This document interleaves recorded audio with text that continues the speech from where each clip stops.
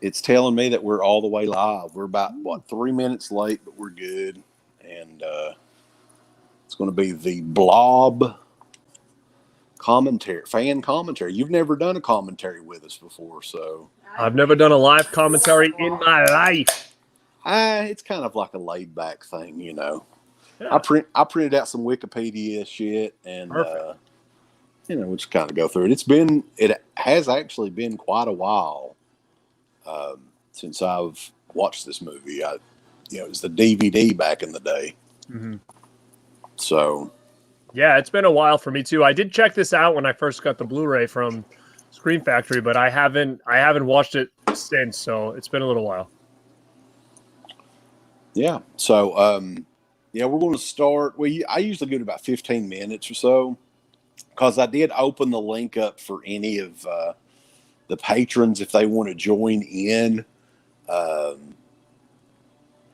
which I don't know if anybody will. Nobody sent me a message that they were interested in joining in or whatever. So we may have some surprises on here too, but it's all good. We're going to wait a few minutes. I think Uncle Bill, he may be joining us tonight.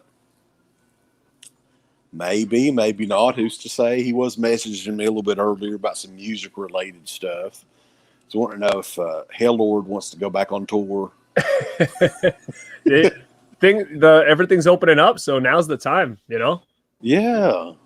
Might be able to do that. Like we were going over, because we did this almost 20 years ago, is when we did it's like basically kind of like Spinal Tap, but more of like 80s hair metal. Oh, I remember it, man. Dancing with the Cold. I remember. Yeah, of course. So a lot of these songs I have, like he mentioned one called The Hellion. I'm like, that's vaguely familiar, but I would have to go back, and it's not the Judas Priest song. It's another song. But we had some pretty funny ones back in the day. Some of them didn't even make the Dead Pit documentary. So when you look back at that time and all that stuff that you guys did, and between the show and taking notes and editing and recording your music, do you feel like there was just so much more time, like in life, to do that kind of stuff? It's weird, right? It was a lot of fun too, because like I used to love. We would go up there and play for hours and hours and hours. And we would record most of this stuff. Now, it wasn't high-tech recording or whatever. Mm-hmm. But, like, whenever we would get a song perfect, I would be so excited to get back home and put it on the computer and, like, try to track it with bass and stuff like that.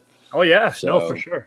I can imagine, Yeah, it's a lot of creativity in the air back in the day. You had a lot more time for that sort of thing. Yeah, like my buddies and I used to do backyard wrestling big time when we were younger. So, I kind of feel the same way. We used to go over to my friend's house. We'd record like what we'd call pay-per-views, right? Like all these matches and stuff. And then like, edit them and all this other stuff. And it just felt like there was so much time to do all that kind of stuff. And you look at it now and you're like, I don't know how we were able to do all that. Put my damn hat on here, Bulls. Ooh. Nice. All right. That's sweet. Yeah. So, we appreciate everybody joining us in here. I think Geek Room Life's in here. Let's see if this works well on the phone. Yeah, he says The Blob is one of the best remakes.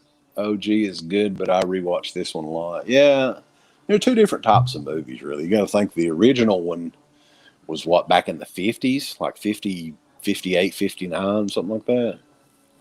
Yeah, I have a buddy that goes to Blob Fest every year where they kind of, I don't know if it's in Philly. I'm not sure exactly where it is, but they do like a big festival every year for the original.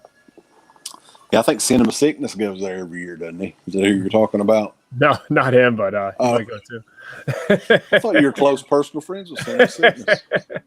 What's funny is it's a weird story, but I first remembered this movie when I was a real little kid. I must have been in elementary school because I figured this came out in 88. I'm remembering this like I might have been in 5th grade. So that would have been like 90, maybe 91, I'm thinking. Mm. And there was this girl, Kristen, that sat in front of me in class. And I can remember the teacher did something where they wanted you to write about what you were afraid of or something like that, or things that scared you. And this girl in front of me turned around and she's like, "Oh, I'm afraid of the Blob."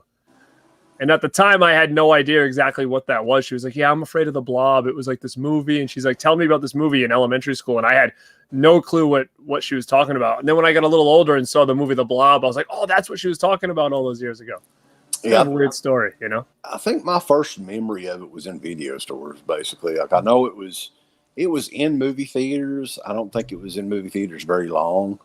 But yeah, I remember seeing the cover in the video store and being kind of, I think it's a variation, a little bit of the DVD cover here, you know, with the guy trying to get out of the blob and it's just not working for him. X-Ray Punch going through the Blob filmography here. He says all the Blobs are good, even the son of Blob. You know what? I don't even think I've ever seen that. I don't think I've seen that one either. He said that it was almost like a Joe Dante movie. Well, then it's definitely up my alley if that's the case. I'm interested. I'm interested in that. Now, was that a sequel to the original Blob, or was there a sequel to this movie? I would say it must have been a sequel to the original, I'm thinking. Okay. Yeah, because I don't remember, but that's not saying. I mean, some low-budget group could have done that. The failed Rob Zombie remake. Yeah, we'll probably talk about that a little bit, too. I don't know anything about it. We can't escape Rob Zombie. Yeah.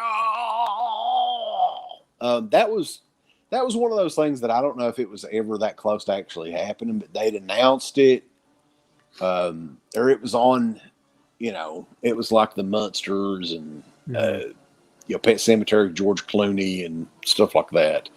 People were talking about it for a while. I don't know how close it was to ever actually coming out. But it is what it is. Hey, why don't you message Savannah and see where Aaron's at, if he's coming or not?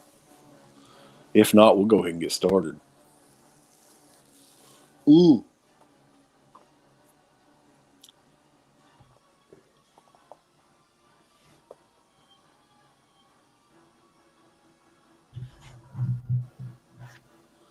He says it was a sequel to the original.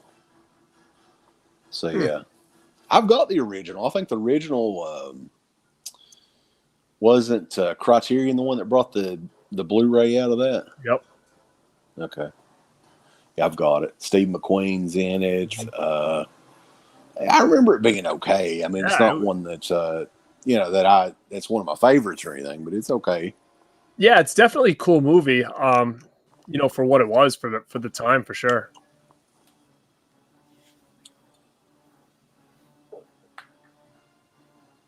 Media Play, Geek Room Life saying that his grandma got both Blob movies for him, so he's very nostalgic for the Blob That's films. Cool. Yeah. Yeah, I'm almost thinking, though, that they could, you know, it would be a cool retro type movie. They could remake it. I would make it almost set, like, I would think it would be cool if they would make one set in the 50s. Right. So it's almost like a nod to the original movie. But you could have better blob effects and stuff like that. I don't know. The effects in the original movie is kind of dated now. It looked almost like, you know, this one right here is 1988. But the blob in the original one looked like Smuckers or something, right? Like a big bunch of Smuckers strawberry jam. No, yeah, it definitely did. It. I think it would be cool now to redo it, but you know, it makes you real nervous when you think of what they did when they redid The Fog. So, I don't know. This was really well done, though. I feel like this version. Yeah, it's kind of surprising too, because I was doing some research on the movie, and you know, the Blob '88 was, I guess, what you would consider kind of like a flop at the box office. Wow. Didn't really do that well, oddly enough. Wow, I had no idea. So, and then like I was looking up stuff here too about the director, Chuck Russell. Like I knew that he did Nightmare on Elm Street 3. But I had no idea he was the guy that directed the Scorpion King. Oh, For some really? reason, I just completely forgot about that. Or I didn't, yeah. The Yeah, same I guy actually had no made idea. Scorpion King. Yeah. And I think that he had done a lot of work with Frank Darabont, who also worked on Nightmare on Elm Street 3, which is odd. Yeah, what was the I forget all the actors and stuff's name in this. Who was the main kid with the long hair? What's his name? And was he in other things? I just see I get a lot of these guys confused. It's been a while. Oh no. Business is about to pick up, boss. What's up, man? How are you all? Good, dude. How you doing? We're good. I'm doing okay. We got the Blob queued up here. So how do y'all do this? I'm just curious. Like, do y'all watch it on something at your house or like? Well, I'm kicked back here in the living room, and I just play it on the DVD player. Or the Yeah, Blu-ray so player.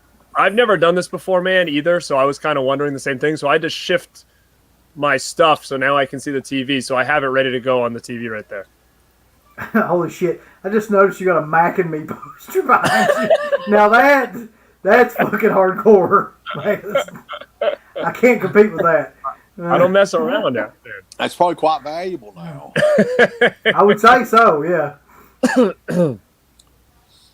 I recently picked up they've got a collector's edition of Mac and Me out on Blu-ray. So I got that one not too long ago. It is a classic. It deserves a collector's edition. It is. I talked about it before. As a kid, my brother and I preferred it over ET for years. I don't know why. I could see that. I mean, it's yeah. Yeah, I don't know. It's a completely different kind of movie. But at the time, it was kind of almost like that was the knockoff ET, and then we got it. We're like, oh my god, Coca-Cola and McDonald's, and we were all into it. They had like some weird dance scene in McDonald's, or when he was dressed like in the little bear suit. Yeah. Yeah. The 80s. It was basically just a movie for like endorsements. Oh yeah, like, no, for real, yeah. It was. Like, I think E.T. when we were little kids, like, kind of scared us a little bit. That's why we didn't really revisit it a ton, because, like, we always used to talk about that scene where he was just, like, dead in the water. We were like, what the hell's going on? And then the next couple scenes, it's like him and the little kid are, like, zipped up in those bags, and we're like, we don't want to watch this anymore, So we always ended up going to Mac and Me as our saving grace. Garrett and I Mac and Me is we were talking the palate cleanser. A little bit about Hellord before you got in here, Uncle Bill. Oh, really? Yeah, things are opening up, so I'm hoping we might go back out on tour. Yeah. Yeah, I mean, we got to tour so definitely. We tour the European countries first, though, because that's where we're big. Yeah, big in the States later. Dusseldorf, Germany, right? That's your hometown. I do think that it would be hilarious, though, just to like pick about 5 or 6 of those songs and actually record them. We could do a limited edition vinyl of it. Imagine. I'd love to find somebody that could do that. That'd be awesome. You can make a little wooden box or something to put in it with the logo on it. You could at least charge $350. Yeah. Yes. Do a cassette tape or something. A cassette that'd be the best. Yeah. A cassette tape. Yeah. We'll charge like $400 for it though. Just a regular cassette tape. Yeah, it'll be in a special cigar box or something that'll be signed by Hellord. Yeah. You remember those big long packages that cassettes used to come in so you couldn't steal them? That had the plastic on it? Yeah. Like, that's what we'll do. That'll be the gimmick. Somebody's picking on you here, Uncle Bill. Says, Uncle Bill's looking like a hipster at GameStop talking about the Sega Dreamcast. What the fuck? God. That's fucking hardcore right there. Yeah, I wore a Super Mario shirt, so... You don't have a Sega Dreamcast, I don't think. I think that's one that you never did get. No, I was never into Sega anything.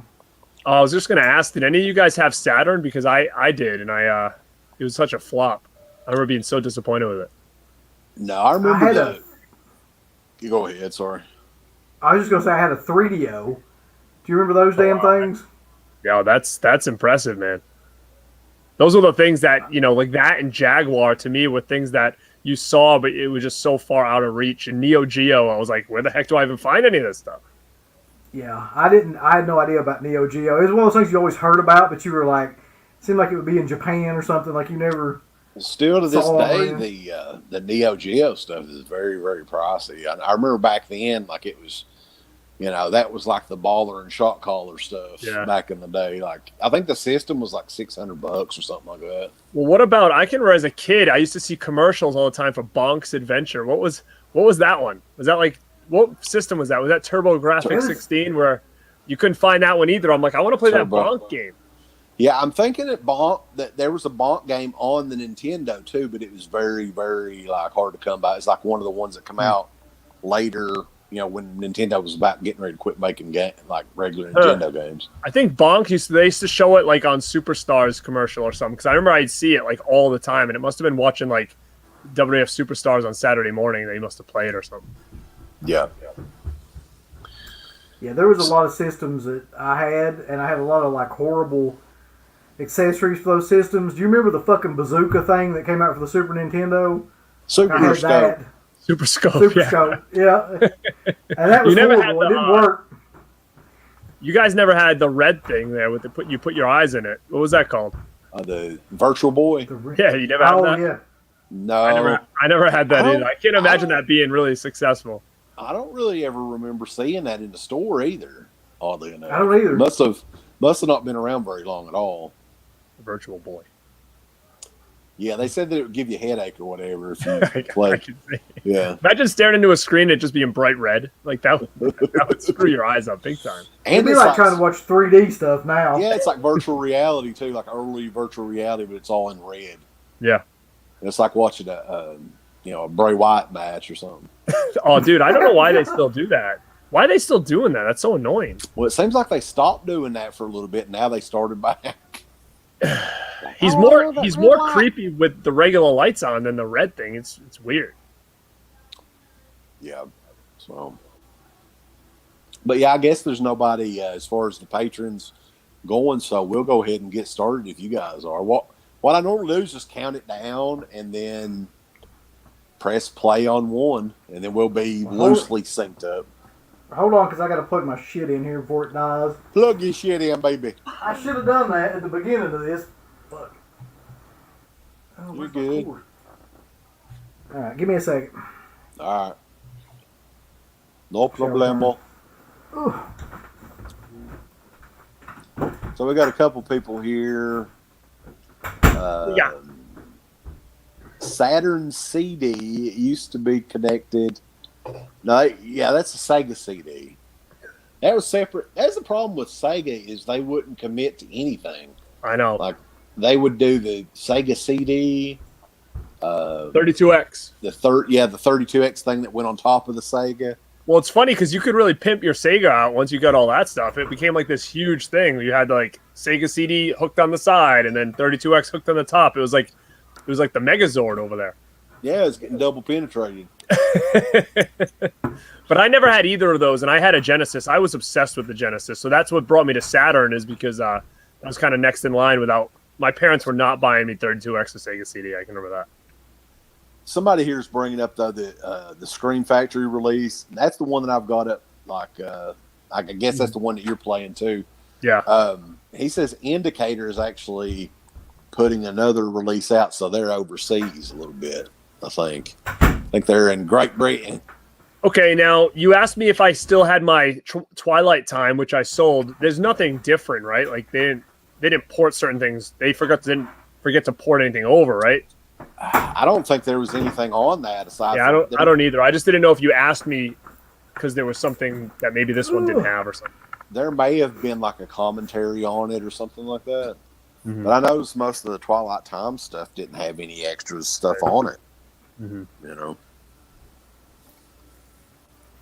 All right, Bubsy, I'm ready whenever you are. Are you set up, ready to rock and roll, strut and stroll? I'm going to try it on this and see what happens. Yeah, I mean, what I try to do is just turn the volume a little bit down where you can halfway hear it. And that way it's otherwise it's going to be 3 different versions of the movie.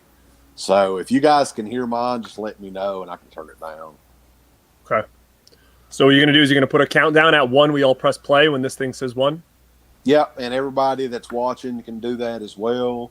So we'll just do, and like I said, I think we're all watching the Blu-ray, but it shouldn't matter. I think they're all the same cut.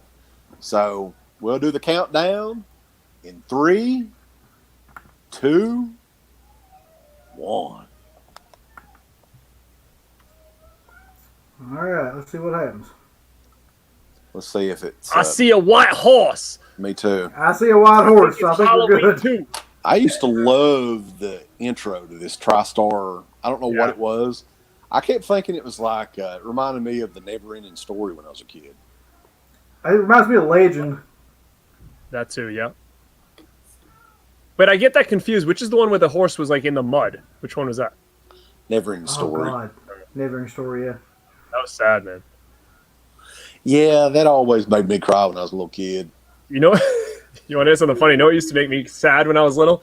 You remember City Slickers when that goat or whatever was like drowning in the water?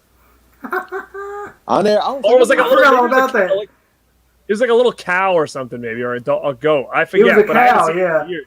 I used to It's get like Billy so Crystal sad. saves the cow. Yeah, Norman. And it was like drowning in the water. That used to get me so sad. So Kevin Dillon is the younger brother for Matt Dillon, right? They're related, I think. Yeah, and Kevin, for some reason, didn't get any roles. Like, Matt Dillon got all the really good roles, and Kevin Dillon got all the B-movie roles. Yeah, Kevin Dillon was in a recent episode of the Creep Show TV series on Shudder. It was in one of the better episodes, actually. It's kind of a rip-off of the wraparound from the original Creep Show, where Tom Atkins, is just the asshole father or whatever. I remember, I actually saw that one. That was one of the ones I did catch. It's exactly the same. I think it's like a remake of the original Creep Show wraparound, really. Yeah, they did that a couple of times this season. Did you guys check out the final episode for the season? It was actually really good. Dude, I haven't seen any Creep Show this season at all. I don't have Shudder, so I haven't seen it. Well, whenever you want to watch it, I would just recommend the first episode and then the finale, episode 5. Oh, really? Yeah. Rest of them in between is not very good. Yeah, I watched the first couple ones, and I was like, it's not really my thing. They had the one with the Evil Dead television station. I'm like, no. And then they had the one you were talking about with Kevin Dillon. I was like, it's kind of a remake. Well, I mean, I kind of like the first episode. It's not too bad. The production's a lot better on this season than the first season, I think. But Tony Gardner is the real star of this movie, I think. The makeup effects guy. I think, like, in the late 80s, like, you had, like, Day of the Dead, Return to Live, well, the mid to late 80s. Movies like this, like, practical makeup effects was an all-time high. Oh my god, it's unreal, and it still holds up, which is what's crazy. Like, even things like The Stuff, which is so cheesy, but at the same time, the effects, in my opinion, still work really well. Yeah. I mean, even look at something like Killer Clowns, like, and how cheesy that is, but how good that still looks. Yeah, it really does. I think that's about this too, that I don't know if people realize, but like, if you're watching it, you realize it right about now. I mean, not only were the effects amazing, but you had like Frank Darabont, Chuck Russell. Chuck Russell did Nightmare on Elm Street 3, which is like my all-time favorite Elm Street movie. And Darabont, was writing the screenplay for this, I believe. So, I mean, everything about it was, even though it was like a B movie, everything about it was kind of like A-list, including the makeup effects. And well, I know that they had been working on this. This was the original project they wanted to do first, and then they got suckered into doing Elm Street 3. I think that was a year before or something like that. Yeah, it's cool that we're watching it. It's been a while since I've seen it. Yeah, the Blu-ray looks really good. This is the first time I've seen it on Blu-ray. You remember the DVD, though, which I've shown it already, but screw it, I'll show it again. This was another all-star at Walmart's 588 bin back in the day. Oh, yeah. Yeah. The bin. It was all over the bin. Yeah, like we've been talking about this a few times on the show, like the Amityville sequels, some of the Children of the Corn sequels, stuff like that too. Yeah, I mean, man, did you guys used to have a lot of fun with that bin? That was like a gold mine back then. Yeah, You just That's go all in, we it would be did, like really. it was always like a complete shit show. It was like unreal. it seemed like When those fucking what were they? The ones that had like waxwork I and know you're blood gonna diner say. in them. Oh yeah. When those came out, like that's all we did was go around to different WalMarts and try to find. Yeah, there was complete the series. We were at a convention with Sleepy, and I think we went to like 8 different WalMarts in and around the. I think it was in Indianapolis area, just trying to find those. Yep. No, I remember all that. I think there was there was like 4 of them or 3 different ones that. There's some of them like have those other movies I don't think ever were re-released. Remember those like Bloody Murder or whatever that with the hockey mask guy on it? Remember those? Oh yeah, like it was like a rip-off of Friday 13th, but really generic. Yeah, I think hockey it was like a mask. set that had all those on it. I believe I have, and I don't think those have been released again. No, probably not. I know Tiffany Shepis was in one of those movies, right? Bloody Murder 2, maybe. That's going to be she's been in Vinegar Syndrome everything. box set this next couple weeks. Probably, yeah. That would be perfect for them, actually. That's coming up in just 2 weeks, less than 2 weeks. Yeah. So you got your credit card ready there, Uncle Bill? You know it's going to be a fucking slaughterhouse Dude. when they open that up. God. Yeah, I hear you though, man. It's going to be a lot because I'm already kind of backed up on some stuff, so I already know it's going to be a shit show. Like, I'm already expecting it. Yeah, well, the one thing is, if you want to get anything that's actually rare, you're not going to get it because it sells out within like 10 seconds. That sale opening up. I don't know if there's anything though, unless it's some sort of limited surprise thing that will sell out. Like I know Beastmaster is down, and that'll probably sell out. But I mean, everybody's got that's wanted it at this point. Right. Well, they have some slips coming, so maybe you'll get your Madman, man. Yeah, That's true. do they let you get multiple Madman slips? Because I'll probably get 3 or 4 of them. My I wife somehow just doubt. I doubt that they'll have a quote on Madman slips for some reason. Ken Carlson says Darabont doesn't get enough credit for his 80s screenplays. The Blob, Fly 2, Nightmare 3. The Fly 2 is one of those movies that I just don't recall that at all. I remember not really being a big fan of the first Fly remake, but that's just because of fucking what's his name? I can't stand him. Jeff Goldblum. Oh, you don't like you don't like that movie? It's heavy on the Jeff Goldblum. I'll give you that. No, if I see Jeff Goldblum too much, I just want to turn the TV off. I had met him and had him sign my Fly poster. I don't know what would happen if I were to meet him. I would just be like, oh, God, he really exists. He's in front of me. He's one of those guys that I just don't like anything that he ever did. Like, I don't know. Like, Sam Neill's another one. Oh, come on, man. Mouth of Buddy, Madness. I don't want to hear no fucking shit about Sam Neill tonight.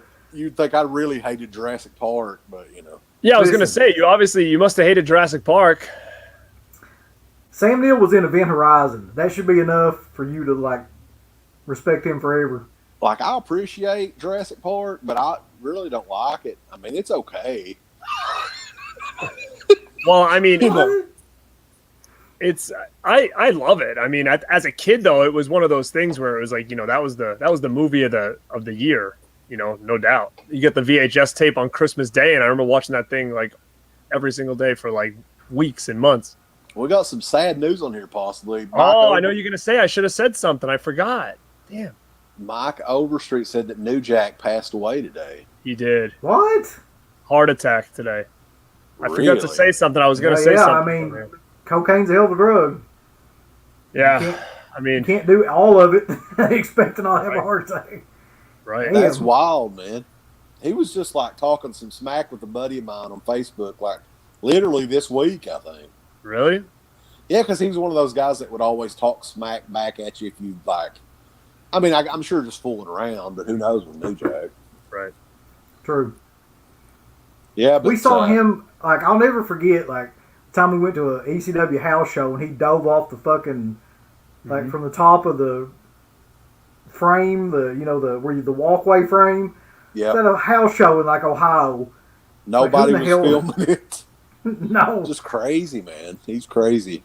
Dude, well, what's funny is the same thing happened when I went to an ECW house show. It wasn't even like taped or anything like that, and it was in this little ballroom, and he did the same thing. So unless he did that like every night, I mean, this was in like Massachusetts that he did this. Must have been in like 97, maybe. Yeah, that's about around the same time, yeah. And, but I mean, who the hell just dives off of shit like that on every house show? Yeah, like, I know. That's what's crazy. And what's funny is we were in line to get in. And I can still remember him coming outside at the beginning and like asking people to give him weapons and stuff. Like people would like go to their car and like hand him like a crutch or something, and he'd bring them all inside. And he was basically just hanging around the line before the show. And my buddy ended up buying that Francine 469 shirt. You remember that? I remember, yeah. Right, yeah. And on the back it says, "I just ate your ass." And he wore it to school the next day and got sent home. You can sell, I mean, those ECW shirts, people go, I'm sure that one's worth big money. You should let him know. Yeah. Dude, I have a Sunny one from ECW that says, like, what does it say on the back? Oh, Sunny Becomes Extreme, and it's BECUMS. It says in the back. And I have that shirt, and it's never been worn, ever. It's just been, like, folded. And I should actually look that up and see if that's worth anything now. See, I've got it has to be. I've got a Heatwave 98 shirt that it has been worn, but that's known as one of the best ECW pay-per-views ever, so that one may be worth something as well. I need to look this stuff up. Yeah, I'm going to have to look that wear it anymore, so. Unless I sold it. I don't know. I'd have to go look and see if I still have it. I could have sold that on eBay before, but I don't remember. Something else I was thinking about while watching this here. Jeffrey DeMunn is this guy's name, so I had to look up. He actually was in the Green Mile that Frank Darabont later directed like 10 years after this or whatever.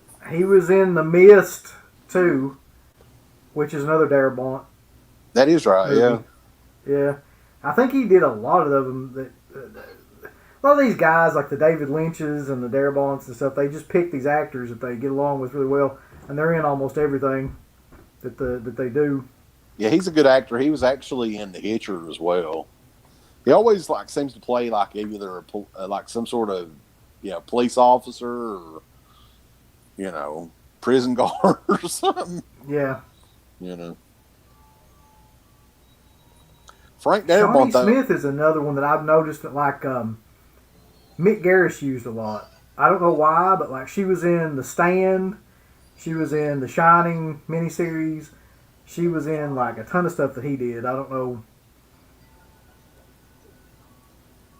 Like what the connection is there. The Blob come in like a wrecking ball, by God. Or a great ball of fire. I'd heard them say, though, that they wanted the Blob in this to be like acidic, like the acid inside your stomach, or is it inside out stomach or something. It just kind of like burned you or whatever. Have you ever seen the original, by the way? The original Blob with Steve McQueen? Yeah, I've got the Blu-ray over there, I think. It's been a while, but I have seen it. I watched it not too long ago. It's probably a couple months ago. And it's actually, like, pretty hardcore, I guess, for a movie that came out at that time period. Well, monster movies around that time period were kind of the norm, but this was a little different. And the scene with the old man in that one where he actually ends up going to a doctor, and the thing is, the Blob is on his hand, and then he's underneath a cover in that one, and then like the cover starts moving around and stuff, and then the Blob dissolves him. It is pretty killer that movie theater is still there, and they still show that movie every year. We were talking about that a little bit earlier too. Something else that Garrett, you might not know, that I was reading about. Chad McQueen, they tried to get him as lead in this movie. Oh, he really dropped the ball on that one. What happened? But yeah, He said he didn't like. I think he said he didn't like the script, and Yeah, he had other projects to work on. yeah, I don't know. He had to spend all of his dad's money. Is probably what it was. What else was he in? He was in like one of the martial law movies, and that was one of the later movies that he was in. Like when it might have been the sequel, Martial Law 2, with Cynthia Rothrock. Dude, you cannot find those movies anywhere, by the way. Like the majority of her movies that I know I saw, like growing up, because they were all over cable. Mm-hmm. Yeah. There was a ton of them. The Fast Getaway movies, those were fun. Oh, Corey Haim? Yeah. Corey Haim, yeah. I have those on bootleg DVDs. See, I'm not even sure if they came out on a real DVD, did they? They may not have. So. And there was another pretty cool one that he was in that was similar called, oh man, I'm going to get it wrong, Dream Machine or something. It was about a car. I have that one too in the list. It's a pretty cool movie, actually. It's no Prayer of the Roller Boys, but, it's all right. Yeah, I'm hoping that Vinegar Syndrome gets Prayer of the Roller Boys. Hell yeah. Here's a good one. I was going to talk about this on a show, but I might as well bring it up now. Maybe you guys have seen it. I actually don't have it in my collection. At night I kind of scroll through Tubi and like Amazon Prime and usually just throw something on that I haven't seen, just to mostly fall asleep to, hoping that I'll find a hidden gem. And the other night I put on a movie called Communion with Christopher Walken. Have you guys seen that? It was pretty freaking good. And I'm looking around my collection. I'm like, I don't have this. And I guess the DVD is like long out of print, and I don't know where the heck it is now. But Eric Clapton did the music for it and stuff, and it's about aliens. It was actually a pretty damn cool movie. Eric Clapton did the music. Yeah, so then I'm wondering to myself, like, is that why this is not available? Because like, do they have to like get the rights to these songs or something? But it's on Tubi. It's called Communion with Christopher Walken. It's cheesy 80s about like alien abduction kind of thing. But it was really awesome. The name sounds familiar. Yeah, it came out from Clapton Elite. does the score. That's the most bizarre shit I've ever heard. Like for an alien movie from the 80s. Maybe he just does the theme, but he does something. It says it right at the beginning: music by Eric Clapton or something. That's so odd. But if anybody's seen The Communion, let me know what you guys think. I thought it was actually pretty cool, and it's always kind of fun to see a movie from the 80s that you just kind of missed. That's actually decent. You know who one of those little boys are? Do you remember him? He was in another horror movie around this same time. I'm trying to figure that out too. Let me check. What the hell was he in? It was a sequel. Let's see. Wet Movies asking Uncle Bill a question on here. He says, "Uncle Bill, will you be my baby daddy?" He's been he's trolling you guys lately, huh? This guy. Yeah, I sure will. He'll impregnate you, Wet Movie. Yep. That kid was Return of the Living Dead 2. Shit. Yeah. Good call. Return of the Living Dead 2, I don't know if it's where I got to see it in the theaters and I shouldn't have been in the theater at like 8 years old, but I've always really enjoyed that movie for whatever reason. Yeah, that's a good That movie, no shit, I don't know why this is, but that movie used to scare the piss out of me when I was a kid. Like, there's nothing about that movie that's scary now that you go back and watch it, but for some reason, like, I was terrified of the scene where the one kid dies and comes back and like is harassing the other kid, the one that's in this movie. Yeah, the bully. And for some reason, that always scared the hell out of me when I was a kid. Like that, him as a zombie. There's old Shawnee Smith, boys. It almost seems like to me that Shawnee Smith was like in, what was it, summer school, and then she just went away until the Saw movies come out. Like, I don't know if I just didn't pay any attention to anything that she was in, but... Well, yeah, that's kind of accurate, really. She was in like probably 3 or 4 movies, and then she was in like a bunch of really, really kind of like shitty miniseries of movies like I was talking about with Mick Garris. And then she came back with Saw. So that's pretty accurate, really. If anybody's just now tuning in and wants to get synced up, I'm at 19 minutes and 15 seconds. Yeah. So Kevin Dillon is like, what in the hell is that? It's almost like a remake of Flight of the Navigator in this scene, Garrett. It's going to fall down the hole. Yeah. It's even kind of like a similar music, like score to it right here, too. You know something else, too? I've always thought this. There's no way that's his real hair. You don't think? I think so. It's just one of those fucking where they feathered it.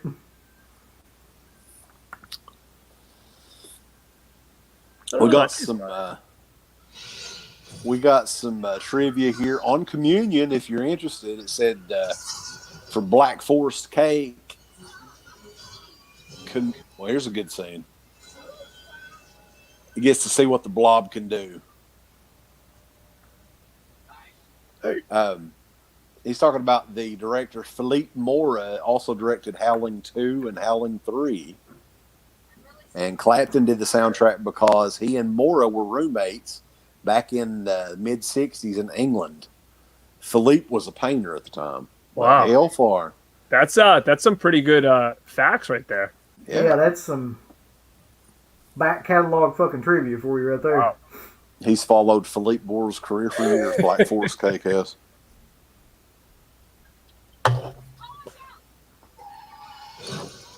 Freaking guy's having a problem. Don't you think, like in 80s horror movies, there was always bad shit that happened to the bums and homeless people? Yeah. Yeah. Again, this old man kind of reminds me of the guy in remember in Killer Clowns? There was a similar old man with like a dog. Yeah, I mean, there's never the bum never ends up being the hero or whatever. He's always like the first one to go.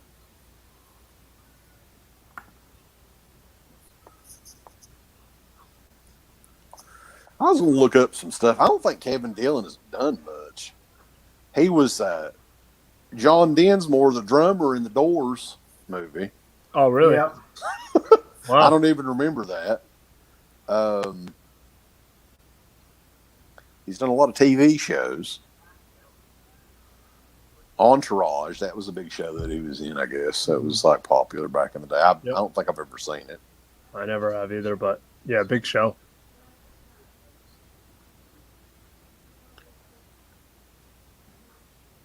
But yeah, hasn't done a whole lot, like a lot of shot on, direct to DVD, VHS stuff. Episode of Tales from the Crypt back in the day. So, yeah. I can see that. I kind of remember that too. That episode. He was in the most recent Poseidon movie. I don't know how big of a role he had in it, but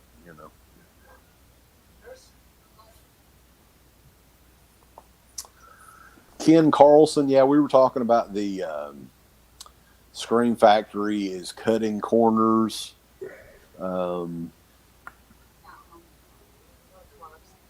Yeah, Halloween 2 UHD. I don't know if we're going to be seeing much from. Seems like Scream Factory. They're running out of money, boss. They don't want to do slipcovers anymore. Goddamn, they just run out of ideas. I think. More than I think so. Yeah, whoever does the decision making there at Scream Factory, I mean, the first 2 or 3 UHDs they come out with, that was just stupid. They should have done something that had never been out on Blu-ray or do stuff like Vinegar Syndrome was doing, but instead of just re-releasing all the same shit. I think when I knew that it was time to hang up on Scream Factory was when they started doing those fucking steel books for stuff that they had already put out. Yeah. I'm just like, I mean, there's no worse way to try to cash in on something than just re-releasing a movie that you just put out on like a steelbook and charging like $25 fucking for it. Well, the thing that really got me too was I was really strong into collecting their stuff. I had everything for the first couple of years, and then, like you said, it was when it became the steel books, and they started releasing things like The Strangers and Drag Me to Hell, and I'm like, I already own that on Blu-ray. Like, am I really going to double dip on those movies? They're good, but not good enough to double dip. And then at that point, they started releasing a lot of random stuff. Sure. Then, of course, they started throwing NECA figures in there. So then all of a sudden, I'm getting itchy for that. So then I end up rebuying shit that I already have just to get this damn figure. So it's like, it got out of control after a while. Like I have Night of the Demons on Blu-ray and Blu-ray Steelbook because I needed it to get the Angela figure, and you know, it was just I've actually got that too. I can't yeah. say So shit it was like one of those things. I was because like, I do. you get duped in all different ways, you know. But that's what that's the part about them that kills me though, is that they try to do like they cover way too many bases. They're like, all right, so we're gonna put a figure in here. If you fuckers collect figures, you're gonna have to buy this. Right. And then they're like, okay, if you want steel books, we're gonna give you a bunch of those. All right, you want vinyls? We got that shit. It's like everything, like everything they can think of. Right. I mean, I'm get you happy money. to have them do stuff with NECA, like those kind of one-offs. Oh, this is a good scene. Thanks. I just think Screen Factory, it's a love-hate relationship with me because I do think that their releases are really well done. And, well, up to now, I mean, I don't know about what the future is going to bring, but like the packaging and all this stuff, they do a great job with it. But since day one, the guys running the company's assholes. Well, I don't know them personally. That's true, yeah. We don't know them personally really either, other than their cunts. We I'm not talking about them personally. I'm just talking about some of the stuff that they do. Like, okay, for instance, they sent us stuff to review for a little while, right? The first movie that got a negative review, it was done. Yeah, see, that's bullshit because it's like, what are you supposed to do? Just to say everything's great? Right. I never, ever noticed this before, side note, but that doctor is Jack Nance. The doctor in this movie is the guy from Eraserhead. I didn't realize that either. Oh, shit. Here come the Blob. Here come, baby.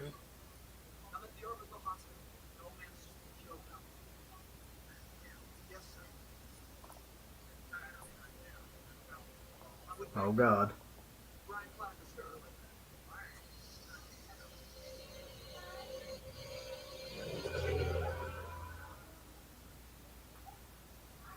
Oh, no. Do you remember this scene? Like when yeah. I mean, that's pretty badass. Yeah, you can't beat that. Do they have like a making of on here on how they did some of these effects? I don't know, man. Yeah. I mean, that's oh, shit. pretty sick.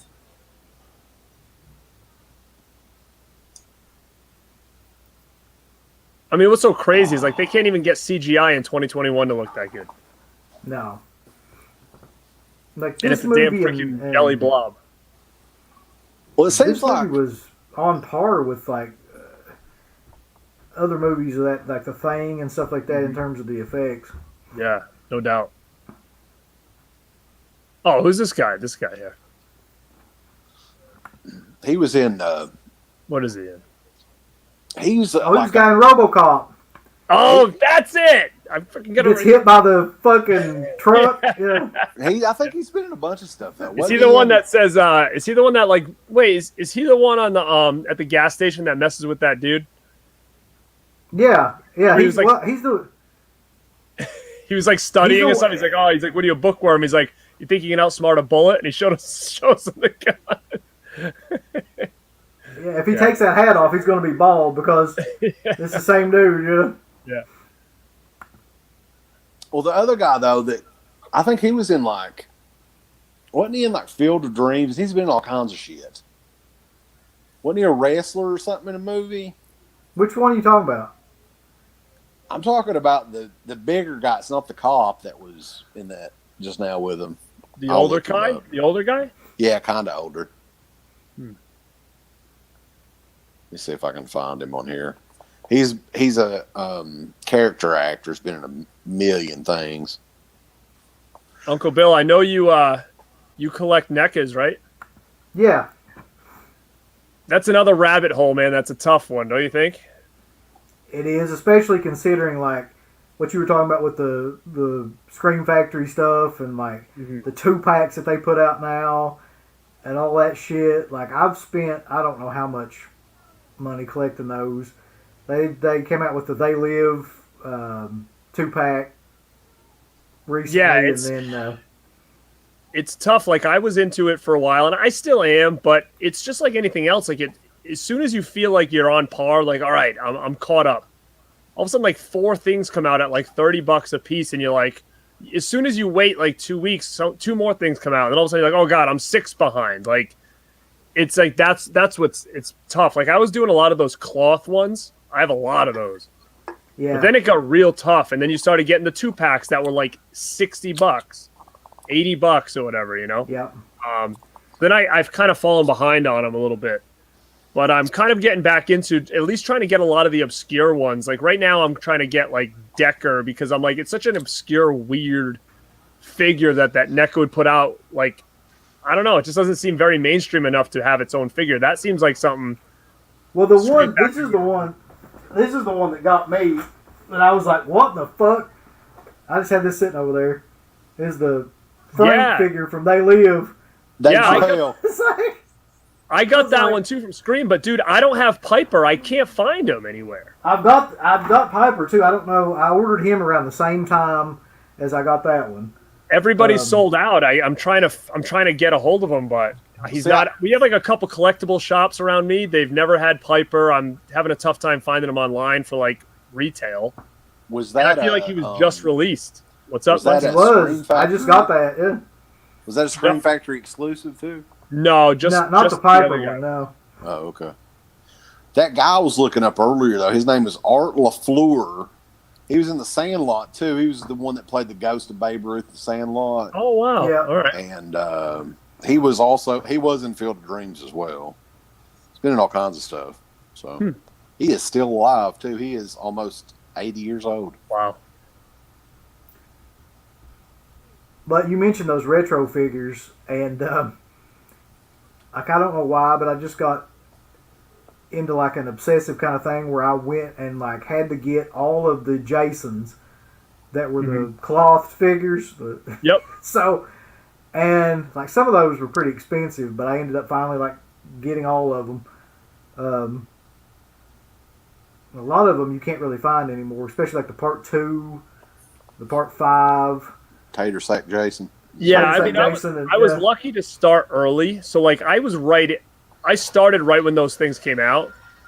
And so I do have all the Jasons, and I make sure to get all the Freddys and stuff like that. But a couple of them that I'm falling behind now. Look at this. Yeah, that's just fucking killer now. I'm sorry. Oh, yeah. Makes you wonder, like... Are you gonna get Victor Crowley? Fuck no. Like, I saw it. Listen, I don't want to get Victor Crowley, but it's just so... I don't care too much about that movie, but I'm looking at him he's at Target. I'm sitting there and I'm like, what world are we in with? There's a Victor Crowley toy at Target. Like, a part of me just wants it because it's just so out there, and I feel like a lot of those obscure guys are going to be the ones. If I could go in a store like that, like and just find something like that, I'd probably buy it. Dude, he's at Target. Is there Targets near you guys? He's there. Honestly, though, like looking at that movie, I always thought that character looked like shit. Well, the toy looks almost, it's very ridiculous looking to an extent where you're kind of like, I need this thing because it's so weird looking. And it's almost comedic. You know what fucking pisses me off more than anything? And somebody had to bring up fucking Adam Green. I think it was Garrett who did it. I did. That motherfucker said in an interview that he had never even seen Mad Men before making Hatchet. Do you fucking? I don't fucking believe that. I'm sorry. Nah. Come on. Well, if he hasn't, then that's the biggest fucking coincidence ever. Yeah. Like, it just happens to look exactly like it. Do you have an FYE near you? He's there too. I think Ashland would be the closest. Yeah. Yeah. That's right. I saw him at both those places. Ashland tomorrow, so I might look and see what they got. I have not gotten into figures like that though. I mean, there's got to be at least one or two things that I don't collect. So that's the thing, though. Like, yeah, you really shouldn't. Like, if I could just like not have ever done it, I probably would have done it. It's just it's like anything else. It's definitely a slippery slope. You know, then you got to start, like with me, I'm at a point now where it's like I got to be picky and choosy. Like which ones? Like for instance, I didn't get Sam because he came out with both of those other ones at the same time. Like, all right, I'm not going to get Sam. And then all of a sudden it was like, I didn't get the They Live 2-pack either, which I kind of regret not getting because it was just so expensive at the time. And I'm like, okay, but both these figures that look exactly the same. And then all of a sudden, like the Karate Kid ones came out. So I grabbed all those. And then Back to the Future came out. And I'm like, Jesus, this doesn't end. I mean, I do have a few, but like I do have the Sam one. Now that one's badass. And the Mrs. Voorhees from Friday the 13th Part 3. Yeah. Mm-hmm. And I think I've got Pennywise from the original. Mm-hmm. Yeah. Well, now then, Migos coming out with all their versions, which are pretty much the same, and it's like I saw those. And I'm this. like, no, I'm not getting into this. I'm not even fucking trying because it's just like one right after another. There's like 100 of them now. They're kind of retro looking though, man. I kind of like the Universal Monster ones that they've got. Well, there's some pretty cool ones. Like they have Reagan, which I mean, I kind of wish NECA did a cloth Reagan because that's a real cool one. And they did Teen Wolf, which was another one I had to grab because I'm like, oh man, a freaking Teen Wolf toy. I would have shit to have this as a kid. Yeah, it's like if I get into that, it'll never fucking end. Like, and that's the problem. It's bad enough. Like the Mego shit would fucking take me out. Yeah, like that's why I had to get out of like LPs and stuff with waxwork. It was becoming between that and figures, and it was just too much. I had to stop on some stuff. They release figures for like everything though. That Mego does, or Mezco or whatever it's called. Yeah. Matt's asking, do you all like any of the Hatchet movies? I thought Hatchet 2 was okay. I think Hatchet 2 is the best, no doubt. I thought. I don't know if I ever there is with no hat. I don't know if I could say I like those movies, but yeah. I give him credit, I guess, more like you all were saying in the second one, because some of the death scenes in that one are pretty over the top, and like the effects are pretty amazing. But just in terms of a movie, that's not something I'd ever go back and watch.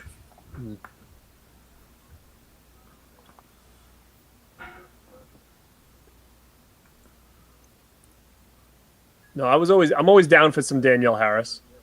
But wasn't it part 2? There was one where she had like this weird eyebrow. Remember? That was it. Yeah, I was just thinking of that. It was like way up here, and I'm like, it was weird, man. I didn't know if she had. I remember.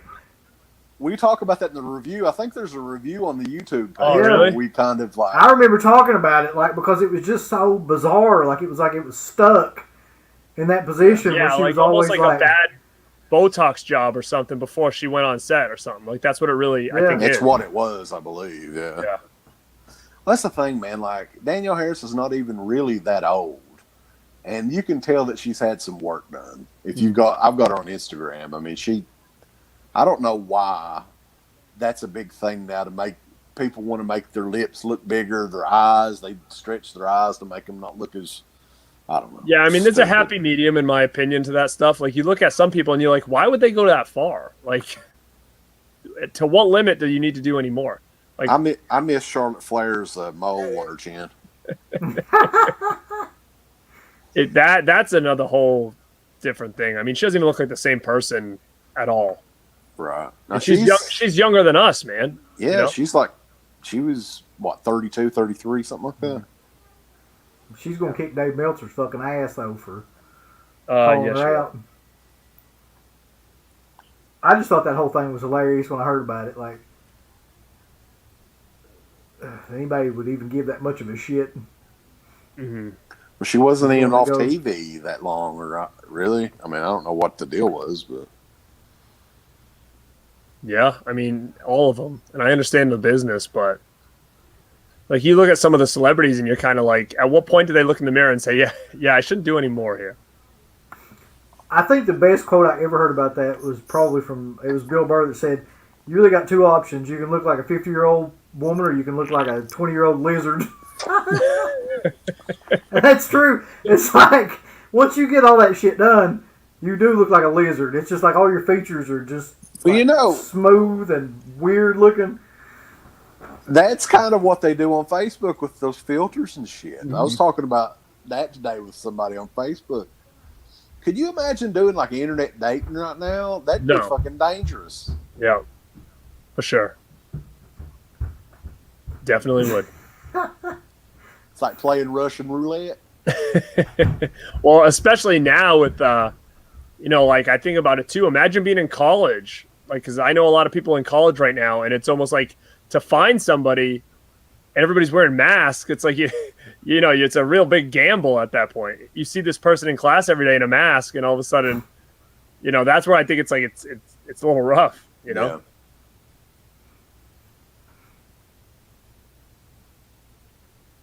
What do you guys think of the reaction toys? John Creasap's on here talking about the. I have not bought a single one. And it's one of those things where I said I will not buy them unless. And again, I don't know because I didn't buy any Karate Kid ones. I'm thinking unless they did Lost Boys, I'm gonna just probably stay away from them completely because that's just another rabbit hole I don't want to get in. And I said the same thing about Funko Pops. For years, I said I'm not touching Funko Pops unless they do Lost Boys, and then they did Lost Boys. So I got them, and then of course I was like, well, if I have Lost Boys, then I should probably get Karate Kid, seeing there's only a couple, and then I should probably get Back to the Future. And then all of a sudden it was like, well, maybe I should get this exclusive J. And then it started, and I'm like, I can't do this. So I stopped with that. And if you really look at the figures are not really that good anyway. I mean, I know they're supposed to look retro or whatever, but to me, if you really look at them, they just look kind of cheap. Yeah, and that's kind of my opinion on it. Like, I would rather go after NECAs where they're at least good-looking figures, I never got into the reaction. I bought like a couple of them when they very first came out. I think some of the Jaws ones I got, and a couple more, but they're just not. They're not very good, and they just never really appealed to me. I don't think. Well, you know what I've learned is that, dude, anything Jaws gets valuable. So the fact that you bought those reactions, if you still have them in the package, I guarantee. I used to see that reaction Jaws, like the Bruce one, for everywhere, and I was like, I always was contemplating. I'm like, nah, I'm not going to do this. Dude, that thing's going for like $200 on eBay now. Yeah. So anything Jaws, I usually try to grab because I know it keeps its value for whatever reason, like figures or whatever, posters and stuff. So yeah. I missed my chance on getting that one sheet. I'm sure it's way up there now. Oh, fuck, you did, didn't you? Yeah. Dude, my uncle just sold his on eBay, his one sheet of Jaws, and I feel like he kind of, I don't know, $700, is that good or is that cheap?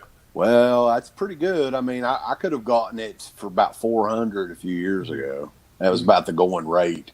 Yeah. So, yeah, I mean, that's pretty good, I would think. I said to him, because I guess the guy offered it to him. Like, he didn't best offer or somebody took it. So, I was like, I think that was pretty cheap, to be honest. Oh, this scene always got me. Mm-hmm. This was always like... Because this is something everybody's done, too, right? Yeah. You've always, I had an issue not too long ago where had a big old shitty mess all over the floor, baby, and it was no good. Did you think the Blob was about to come out? You were plunging so hard? There was some kind of a blob that come out, but, we were talking about this earlier, though, Uncle Bill. This movie was a big bomb in theaters. Did you realize that when it came out? I did, and it was weird because, like, I don't even know how well it did on VHS at the time because it didn't seem to really become like a cult movie until years and years later. I don't know if it's the fact it was a remake or I'm not sure what it was. It says on Wikipedia that it had a $10 million budget and it made $8.2 million at the box office, so it took a loss. And they released it in summertime too, so you would think that it would have done okay. Oh shit! Mm-hmm. That's good. Good stuff. I was looking up some stuff that was in theaters the same time this was out. This came out. Oh shit! Oh god! I mean, that's pretty badass. Yeah. It's the 80s. Prosthetic effects. Can't get any better than that.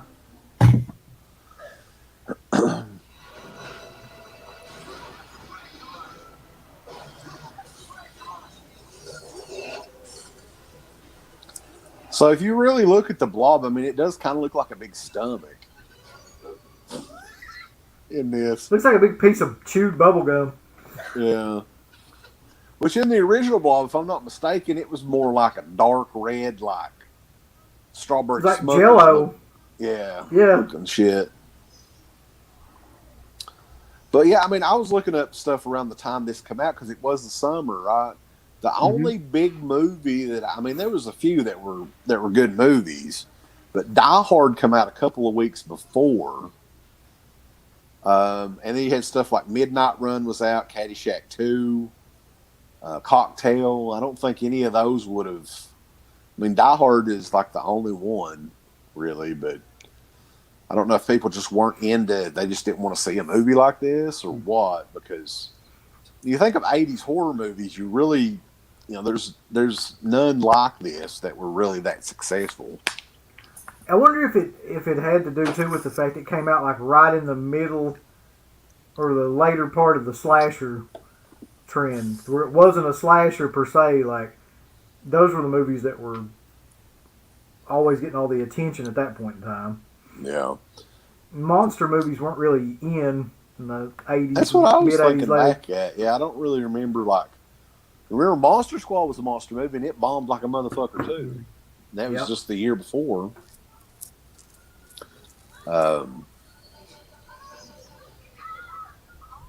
Telephone booths. I know we can remember them, but I don't know if too many people listening.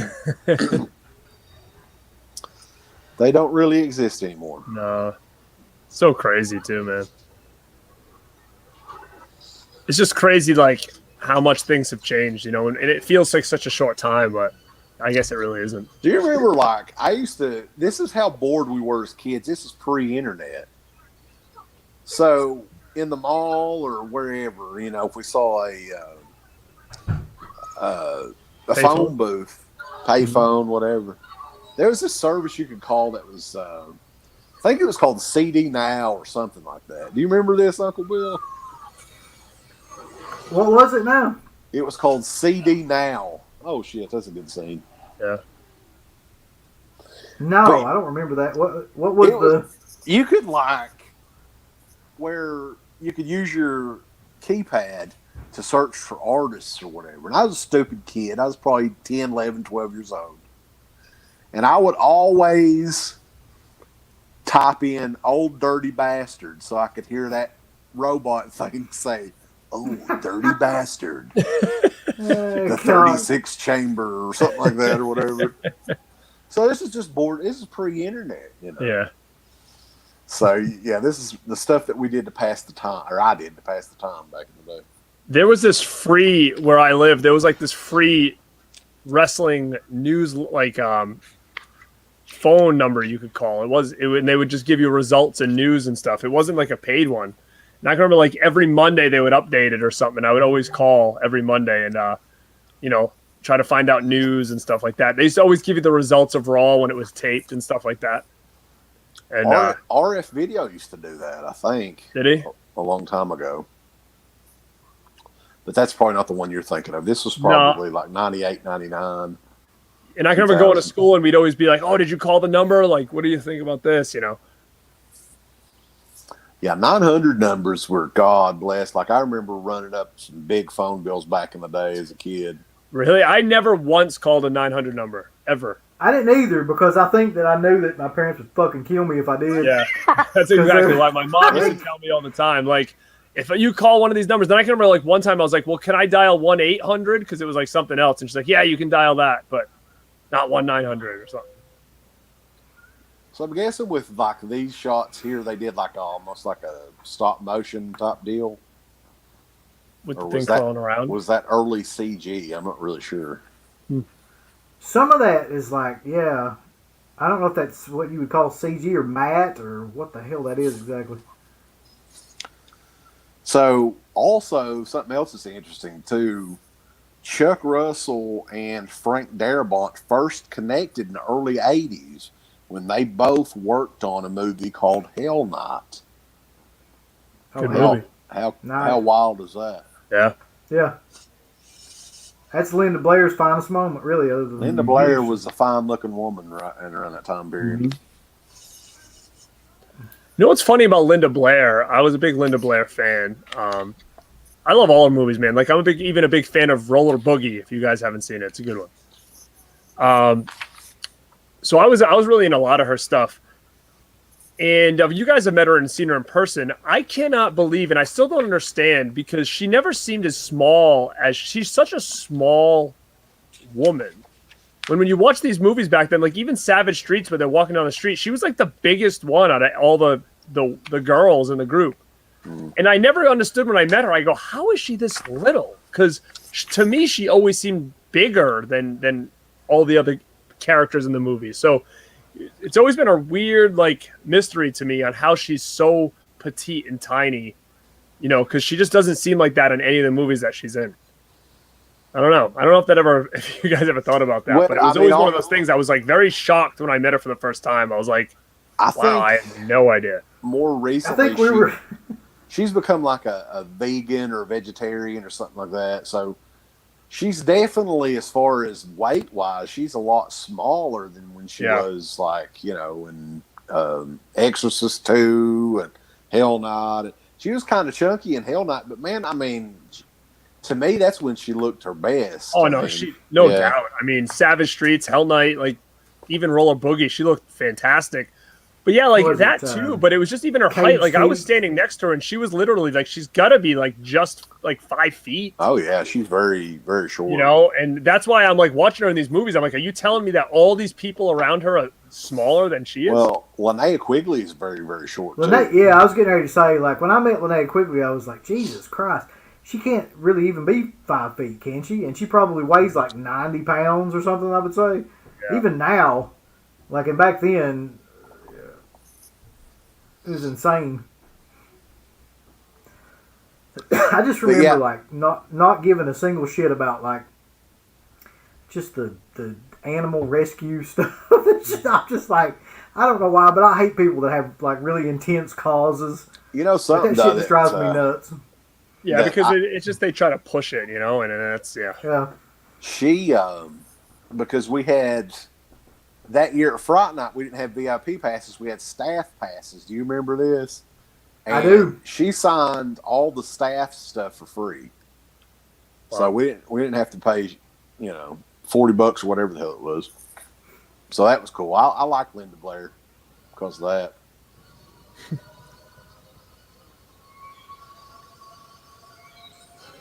So who was your least favorite person that we ever met? I'm just curious. Tom Atkins, probably. That was pretty bad. That's a quick answer, so yeah, definitely Tom Atkins. Well, it's funny that you say that because I just, my buddy is going to, Monster Mania is doing an outdoor convention in like 2 weeks, and two of the main guests is Tom Atkins and Adriana Barbeau. And so I sent him my fog poster to have them sign it. And I kept telling him, like, dude, you've got to be on Tom Atkins not to fuck this up. Because I know how he is. He's just going to do something stupid. And I'm like, I don't want any, no personalization. Tell him not to write all over the freaking logo. Like, I've met him before, and he's kind of like that. Like, he'll just do whatever. And it's not even my poster, so he's doing it for me. And, you know, I'm just really nervous because I know how he can be. Like, he can be like kind of a dick like that, you know? You'll be like, oh, do this, sign here. And he's like, no, I'm going to sign over here. And like, just write all over the logo and, you know, write like 10,000 things. And, you know, I don't know. So I'm a little nervous because it's a real expensive poster that I'm having. Which poster is it? They released, an artist did it. It's like a 24 by 36 art print. And it's almost like he redrew not the poster with like, you know, Jamie Lee on it, but you know, the old DVD one, like it's like that green. Yeah. Poster. It's like a green, and you see like the pirate in the shadow or whatever. Yeah, I think so. An artist redrew that and repainted that image, and that's the poster that I'm having sent. So it's like a real nice quality. Like it's not just like a one sheet paper. It's like thick, you know, painted poster or whatever. So, yeah. So I'm kind of hoping it doesn't. He doesn't ruin it. I gotta say though, there were very few people that we ever met that were just blatantly fucking assholes. Like, I mean, we met a lot of people that just didn't seem to care. They were just kind of there, and you could tell they were doing it for the money. And You know, you could ask them whatever, and they would give you a maybe sentence or two kind of response. But we didn't meet that many just horrible dickheads. But now, Tom Atkins was probably one of them, which is really weird though because like we met him, or I met him before you did, and he didn't do any of that shit. And then, like when you met him, it was completely like because you asked him about the show. He's that moody. was the thing. Yeah. Yeah, and he was just Don't ask him to do anything. Don't ask him Put it to that way. do anything but Sonny's name. Well, I met him twice, and he was honestly really nice to me both times. Like very nice and very nice. But at the same time, like he's nice, but when it comes to like signing and stuff, he'll just do whatever. Like he won't pay attention. He'll just like scribble on it, whatever. But he was super nice to me, so I can't say anything negative about him. I actually had a bad experience, and I don't think you guys did, with John Landis. I had a pretty bad experience with him, which I think you guys actually said you had a pretty good experience with John Landis, I believe, right? Yeah, but I could totally see how somebody would have a bad experience with him. That's what because I was he's constantly like on and kind of a sarcastic fuckhead. Like even with us, like he was kind of that way, but it wasn't bad.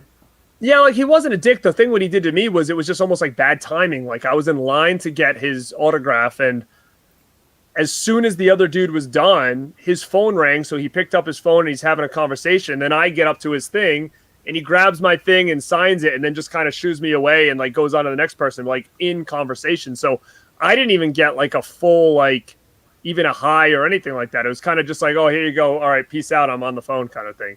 So that was kind of, and that was like really early in my convention going, you know, I was not gonna say career, but I think that was like the second convention I ever went to. So at that time, I was like, "What the hell?" You know, like.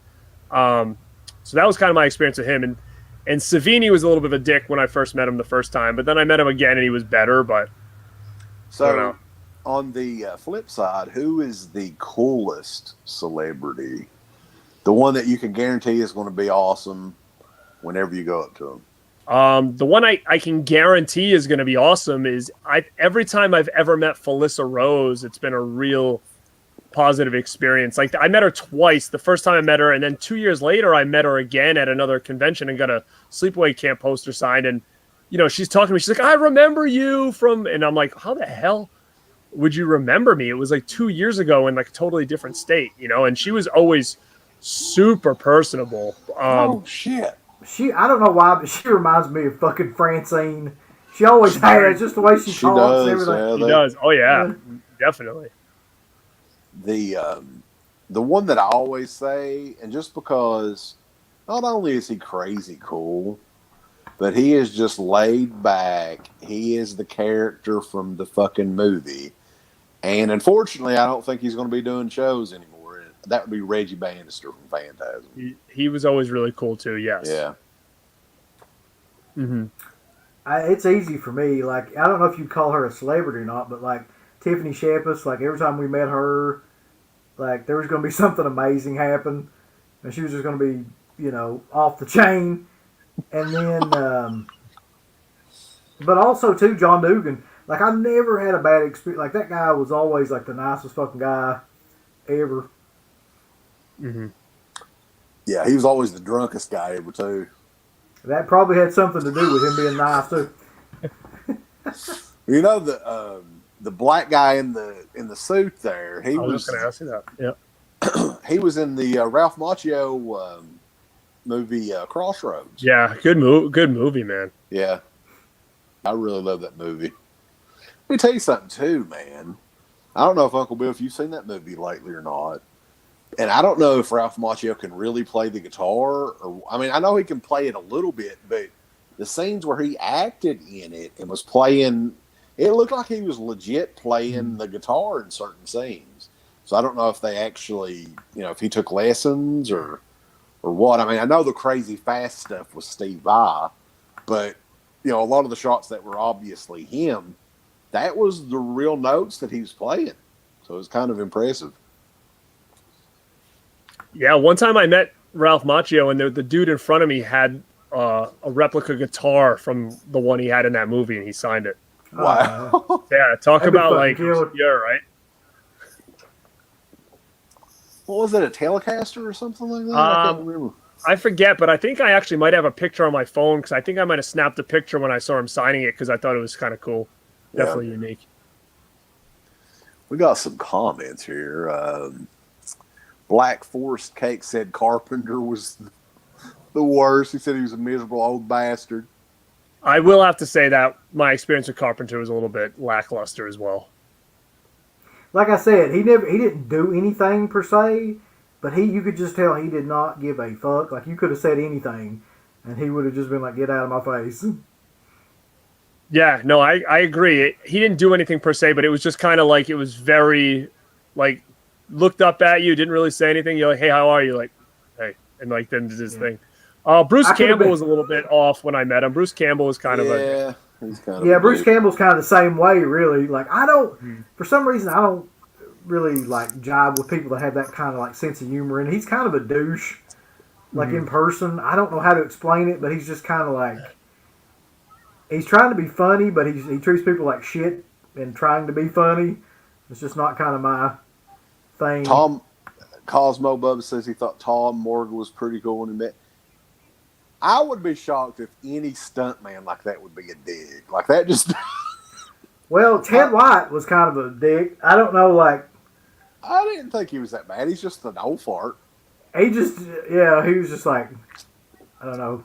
Another When one we that couldn't met give a shit when less. we met Ted White, man, I could tell, even as an old man, that was a tough fucking guy. He looked like a fucking leather handbag with eyes. He really did. You could shake, like he had those real big rough hands when you shook his hand. I was like, damn, I bet back in the day you didn't want to mess with your ass. No, he 'Cause he was reminded you of like what's that guy's name? The guy that could like bend wrenches and shit with his hands. Yeah. That wrestler. Oh God. Well, he was still like, what? He had to be in his early Bill 80s. Kazmaier. Yeah, Bill No. Kazmaier. No, God. Even older than that. Like Looks like that the movie guy that broke his neck, Danny Hodges. Yeah. Broke his neck and Actually, then you know like who- reset it himself. One of the worst experiences I ever had was Tiny Lister, Zeus. Oh, yeah. I could see that. Dude, I could Dude, he definitely see didn't. that. It was like he was in gimmick and wouldn't get out, and you weren't sure if he was like really pissed or not. Like even when we did like a photo op, he didn't even look at the camera. He just like looked away. He was like I was pretty pissed at the time because I'm like, what the hell? Like he was just like a dick the whole time, and you weren't sure if he was in gimmick or if he was just really pissed.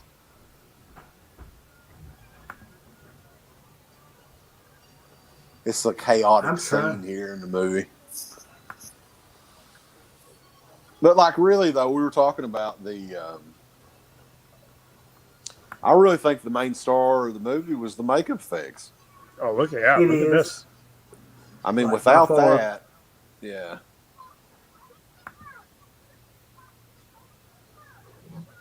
Without the cool effects and stuff, I mean, ultimately, like this movie doesn't really have much. I mean, it's a fun movie, but without that, Yeah, it's You know. fun for sure, but like the story's kind of just it's what is it? Just like cat and mouse, basically.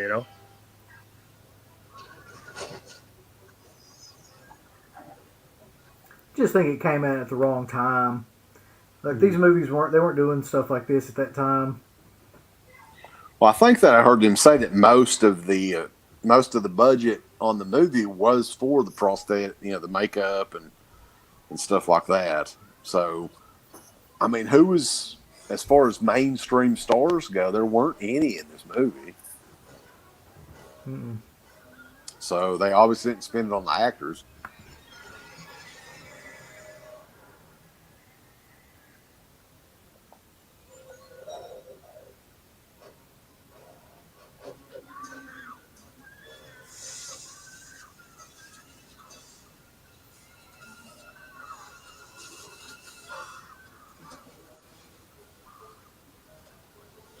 The guy, Tony Gardner, though, I mean, I think he's still doing, mainstream movies and stuff. So I don't know if this was one of the early early roles for him or what, but he's still doing a lot of work. It looks like.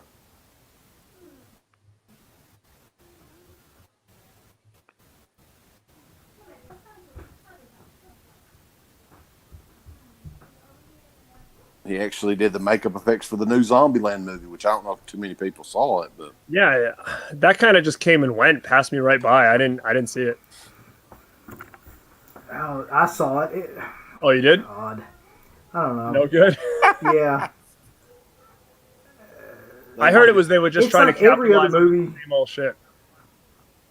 Yeah, it's like every other movie, like a sequel that they do nowadays, where it's just like, okay, we got to have like 80 to 85% of everything from the first movie's got to be in the sequel. Mm-hmm. And, you got to do the same shit all over again, but just add something like a little bit different. And it's there's really no point in watching movies like that because you've seen all that stuff once before. Kind of like Hostel 2, but it's just girls this time. The same thing. Let's remake Hostel again, and then just put girls in. I'd love to talk to Eli Roth about that fucking movie just one time. Just be like, let's talk about Hostel and Hostel 2. Well, and just what in the fuck? We've been burying the hatchet with people lately, Uncle Bill. I think we can bury the hatchet with Eli Roth. I just have to find a way to make him come on the show. You just got to find a way to make him forget anything that we did. The Don't Cry song is going to be coming up on the Patreon page soon. Do you remember it? I do. Yeah. The basis of that whole song is how much we hate him, so I don't know if we're going to get an interview with him. Well, he's got to become a patron to actually listen to the song, so I don't know if that'll happen. Oh, well. He becomes a patron. Eli Roth has become a $5 patron. You guys laugh now. Watch in 5 years, you're gonna have this huge podcast. It's gonna be like Eli Roth presents Dead Pit. And you're gonna have like this big podcast show on his channel. He's gonna have a podcast network. Yeah.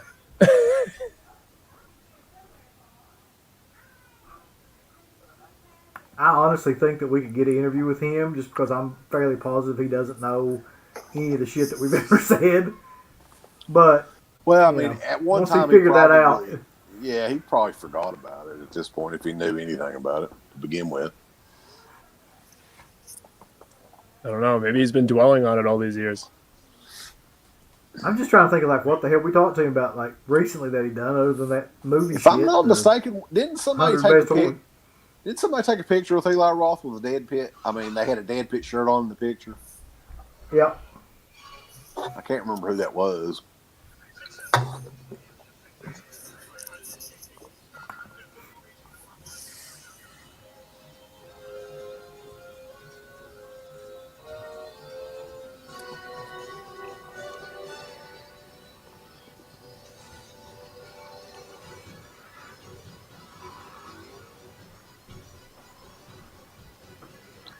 Kevin Dillon, he was excited about this role, and he was like, "I'm going to become a big old star after this." a big action star, yeah. Yeah, I'll be doing movies with Bruce Willis and John Travolta. That's it. Yeah, Kevin Dillon's the Jake Busey of this film. You know, another movie that Chuck Russell directed that's weird is Eraser, the Arnold Schwarzenegger movie with Vanessa Williams. Did he fucking direct that? Yeah, he's got the weirdest fucking filmography ever. Let me go through and look again and see what else he did. That is a weird movie too. James Caan is like the villain. I mean, it's technically still like an Arnold movie, but it's just something about it. He did The Mask, the Jim Carrey movie, The Mask. Really? Yeah. I didn't know that. He did The Scorpion King. Wow.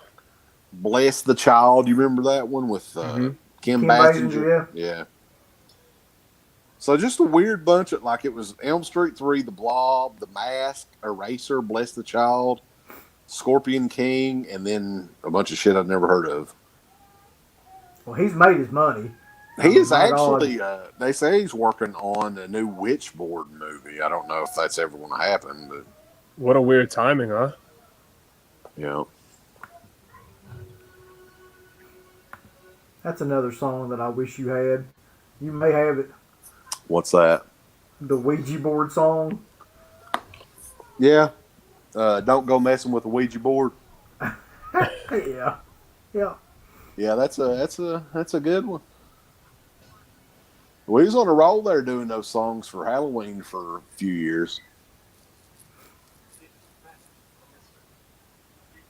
Yeah, I mean, you guys had how many songs do you think you had total?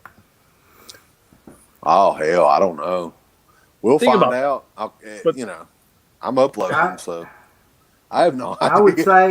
I would say like if you counted like just the random songs we did throughout the show, probably, and you counted all the other stuff like Hell Lord, it'd probably be 40 or 50. I'd be But- more than that. Okay, well, how did you guys? Did somebody write them and then you guys practice, or was it like a lot of improv? We would like. I think it was pretty much on the fly, most of it. I mean, we might write. We'll just come up with an idea, like usually the chorus, like the catchy part of the song, and then we'll just. I mean, it's nothing that we really planned. I don't think. We would just for those be. Halloween shows, I remember like Yeah. we would just like we both get our guitars that day, and we would just be like, all right, like here's this idea and this idea and this idea, and we just start playing, and the other person would either add stuff to it or sing or something like that, and then by the end of it, we would always have like 3 or 4 songs. Mm-hmm. But I guess that's just spontaneous that way. Yeah. Yeah, I mean it's pretty impressive because even like when you guys used to do the show and one of you guys would like randomly sing something, then the other guy would chime in and you guys would be like right on harmony with each other. You know? We do this. We would do like spoofs of songs that were already out as well. Like there's one that we've got that was the Mamas and the Papas or something like that back in the day. They had that Yeah. Summer Dreaming or what was it called? California Dreaming. Yeah, it's like a boom, boom, boom. You remember that? Yeah, Oh well, yeah. that's fucking. Oh God, yeah, it's another band, but I can't think of who they are right I now. can't remember. It's in every movie you've ever seen, too. We did a version of that. It's the time of the season or something like that. Was how it goes. Yeah. But we changed it to the time for chest shitting or something. Just something stupid. Just Well, what you guys have to do tonight is a little precursor. Is you guys should use your voices and sing "Brave New Love" or whatever at the end of this movie, which is a killer song at the end credits.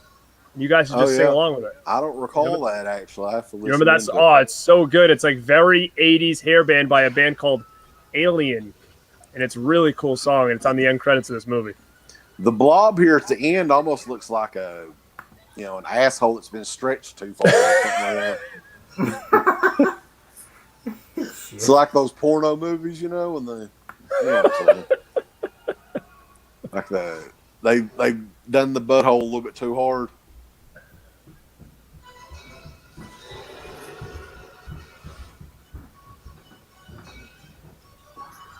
I think, some of this has got to be early CGI though. Yeah. And I didn't even remember that actually.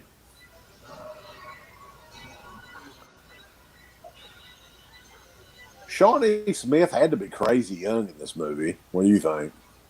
Yeah, because I was thinking of that when we were talking about Saw. Because she didn't really even look that old in Saw, and that was almost 20 years later.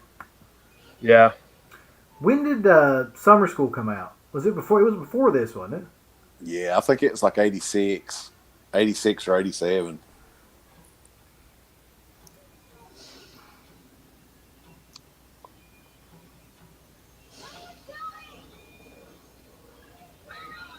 Oh gosh, she was in Who's Harry Crumb too. I forgot all about that. I remember that one. John Candy. They all came out around the same time.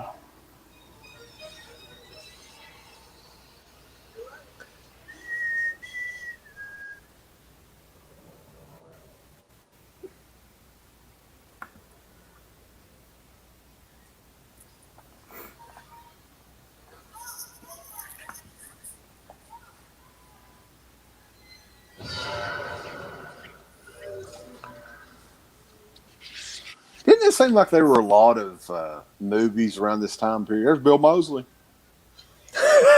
that had these suits. These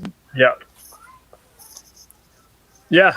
seems like there was a bunch of movies Yeah. that had those same suits. Even we were saying E.T., I think they have those kind of similar suits. You have Alien and There's a great movie called Warning Sign. that's a good one, yeah. Blu-ray from they have Screen those suits Factory. into. Yeah. I love that That was one of movie. those It had cool, the like- dude in it from Police Academy. Like, that's the only film I can ever remember seeing him in, other than the Police Academy movie. Is Warning Sign. Yeah, Warning Sign is one of those cool ones that was like during the Anchor Bay days where it was like kind of a tough one to find for a while. Yeah. There's still a few of those Anchor Bay titles that's crazy difficult to find. Oh my god, yeah. Well, Like the there's one ones- Times Square, remember that one? Yeah, the Midnight Hours, like Legend. That's it. I don't know if yeah. they just Midnight Hour.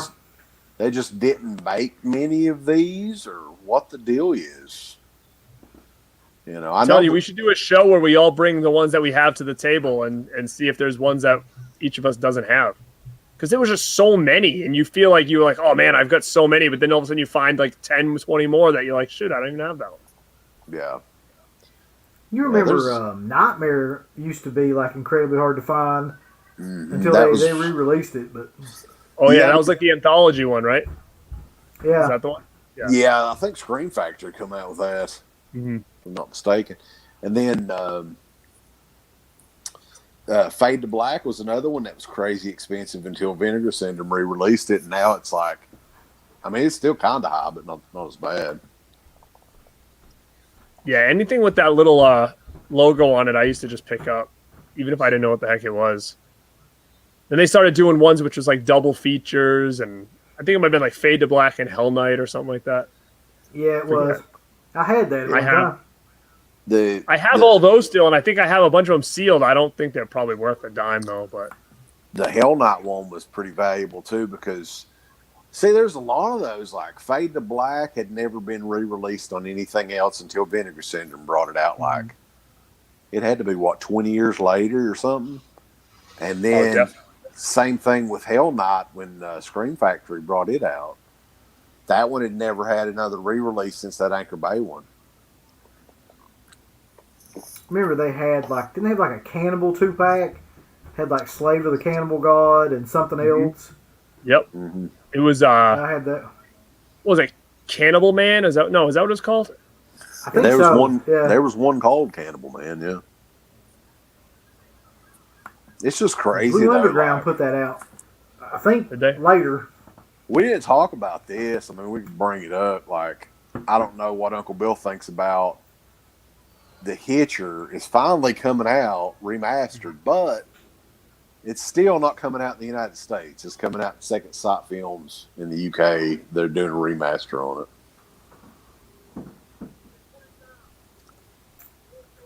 I had heard about that, and I was telling you like it's just one of those movies that I can remember. It's a real nostalgic movie for me. Watched it a lot when I was a kid, and I don't give a shit. I'll pick it up on like whatever it comes out on. It's just shitty though, man. Like, it's almost like HBO just doesn't want anybody to release it. That's what it seems like to me here in the U. I don't know why. And I would almost guarantee you that the original source material is at HBO, and they're just not giving anybody access to it. Probably. I mean, they're weird about certain films like that too. Here comes the butthole.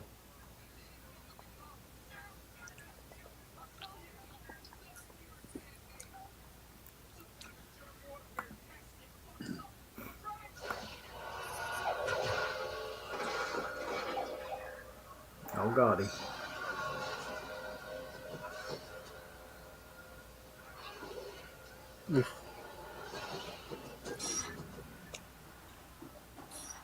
Somebody was asking if Bradley Taylor had done a Blob commentary yet. Probably. That's the commentary man, Uncle B. You remember him? Bradley Taylor. Kinda, yeah. Yeah, he does all kinds of commentaries and stuff. Did you look at your Scream Factory special features? I glanced at him. There's an audio commentary by it with Ryan Turek, if you're interested. God, There's one is on that here. guy like? There's one here with Joe Lynch too. They must be just like, we can't release anything without Ryan Turek being a part of this shit. He's a member of the West Coast Elite. Yep. It's like Ryan Roth, Okay. Adam Green, Joe Lynch. There was this one other guy that was on a bunch of them for a while too. I can't remember his name. I'll be honest with you, I don't give a shit what Joe Lynch has to say about anything. Any movie. Yeah, he directed a couple of episodes of the Creep Show series on Shudder, and they were pretty bad. Both of them. Well, he's not a very good director. That's the problem. No, the highlight of his career was Wrong Turn 2, I think. And that wasn't even that great. With Henry Rollins? I'm talking about, Joe Lynch, though. It was like, I think that was his... I think he directed that, didn't he? Yeah, he did. Wasn't that the one with... was that the one that was like a reality TV show or whatever? Yeah, there's a reality show star in the beginning of it. I can't remember who it is now. That gets like cut in half. Like in the very beginning of the movie, it was some. She was famous around that time, but you have no idea who she is now. Oh, you know what? I do remember that. Was it the girl from Real World? Maybe It was some. It was Trishelle. Was that? I don't know. I'd have to look. Forget. I do remember somebody that. on here. Somebody on here that has to know who the fuck that was. But do you remember you had the magnet hat? I don't know if you remember that or not. Wrong Turn 2, yeah, I probably still got it somewhere in there. It was That's like one of the best. Yeah, like that one shot where they cut the girl completely in half and she separates or whatever in it. Mm-hmm. There's a little magnet. They used to send us some pretty cool stuff, like promo items and stuff like that. Back in the glory days. I was just looking at I was looking through a drawer the other day for something. I had all these little promo items in there. Do you remember that? This was not. It feels like it wasn't that long ago, but you remember that one movie that came out? It was about a baby or something, and they had like that big thing online where they had this like baby in a carriage that kept popping up and like scaring everybody. Remember, it was like this like little commercial for a while. You remember that? It was like a fake baby. Yeah, I think so. Oh, I forget the name of the movie now, but I was looking through this thing and it was like I had a bunch of condoms with the logo of that movie on it, and it must have been like a promo item or something. I don't remember. It was like something about a baby or something. There was some crazy weird ones that we would get. Wasn't Juby, was it? Because Juby Wants to Be Born. I think. I don't know if you remember that. It was the unborn. Was that the little keychain that we got? Was that what it was? Are you talking about that, or is that another movie I'm thinking of? It could be that. We got a bunch of shit for that movie. I can't remember what it was, though. Because I've got a little keychain. I can't remember if it's the unborn or something else. I'll tell you another weird one that I've got is it's a Land of the Dead Band-Aid pack. Has the Land of the Dead logo on it. That's just, why would that exist? Oh, hell, Anthony, what's going on, dude? $20 super chat. He's asking if there are any other physical releases you guys want to see that a company is holding out on. The Hitcher's the big one, I think. I mean, there's still a lot of movies that you figure would have a Blu-ray release that still doesn't. Like even something more mainstream, like Encino Man, nothing, no Blu-ray. Why? I don't know. You know, trying to think of some other good Gleaming ones. the Cube would be a cool one. I'd like to have Mhm. that on Blu-ray. It's underrated. But I mean, as far as big horror releases, Yeah. I'm sure if we thought about it, we could find some. But I'm trying to think now. Hitcher was a big one. Man, I did a whole show on it. I think I picked 10 of them. I mean, I don't think they're all out now. I don't remember what else I said. Oh, Alone in the Dark, I said. uh, Big releases, though. yeah, I mean, what's crazy though about I think a Nightmare on Elm Street is to do a proper release of those movies, actually remaster them, and I mean, as far as extras go, like you've got the Never Sleep Again documentary, so I mean that's good on that. But I would just like to see the movies properly, you know, get like a Don May Jr. treatment on them. Yeah, I keep hyping this other movie up called Run with Patrick Dempsey that doesn't have any kind of. I think it's got a laser disc, and I think that's about it. Which it was a big movie in the theaters. I don't think it did well, but I mean, I think it has like a decent company has the rights to it. And there were so many movies though that I used to think that about, and then they just all come out now. Like freaking, like I would have never in a million years thought that a company would pick up "I Come in Peace," but Right. I used to love that movie with Dolph Lundgren. Right. I think that And there's then Scream Factory put it out. And, you know, there's Yeah, and that's what's so crazy. Like some of the stuff they put out, you're like, how is this out? But we don't have A, B, and C. You know. right. Yeah, I mean, there's movies that have been re-released so many damn times, and you're like, who's going to buy this shit? Like, you can like the Saw movies all you want, but they did a 4K of the first Saw movie, and it's already like under $20, and it just came out.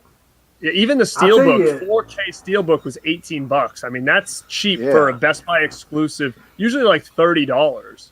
Right. So who You know, buys and I'll this? tell you- I mean, that's what I'm asking. Who's buying it? I don't know if they ever put this out on anything. I don't think they did, and it's probably got to do with something with the music. But Trick or Treat, Yeah, that's another great one, Trick or Treat. And, you know, piggybacking off that, I'm really a big fan of a movie called Black Roses, which is not out on Blu-ray. I've got the DVD of that was Synapse put that out, wasn't it? Like back in the day. Yeah, they did. Yep. Did, Great movie. Cool did- 80s. Did Bad Taste ever come out on Blu-ray? Scream Factory. They did a double feature, I think, with. No, I'm talking about the Peter Jackson movie. Bad Oh Taste. no! I don't think that's out. Yeah. See, they did do a Blu-ray of Dead Alive, but it went out of print pretty quick. Those will Yeah, probably and never come out just because of Peter Jackson. If I'm not mistaken, yeah, I think Peter Jackson bought those movies back, so he would be the one that would have to release them, or at least sign off on whoever wanted to release it. Yeah, it's so weird that came out so fast. It was in and out. Yeah, that Dead Alive is a freaking killer movie, though. I love that movie. Yeah, no, It's it's amazing that definitely he- good. that he did those kind of movies. Mhm. I think Bad Taste is amazing. I always like that movie too. But I mean, Dead Alive is kind of like the fucking Yeah. Evil Dead 2. He had a bigger budget to work with Dead Alive. Like it, I mean, it looked like he did at least. Yeah. Last Man Standing with Bruce Willis. I don't think I've ever seen that. I don't think I have either. I ain't thought about that movie in forever though. Universal announced they're doing the 4K of Howard the Duck. That'll be Oh hell yeah!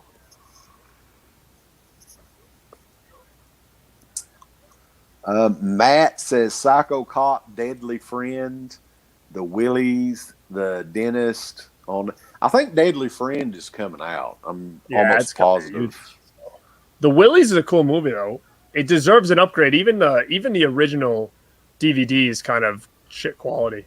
So the blob was frozen. It was turned into crystals. It looked like It almost looks like big Dippin' Dots. You remember Dippin' Mm-hmm. Dots? It does. It does.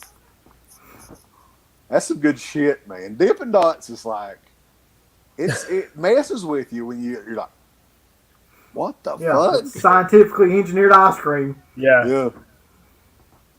That was like a big thing at the mall for a while, right? Did you guys have that near you too? Yeah, I haven't seen it in a while. I think the mall and like amusement parks and stuff like that. Mm-hmm.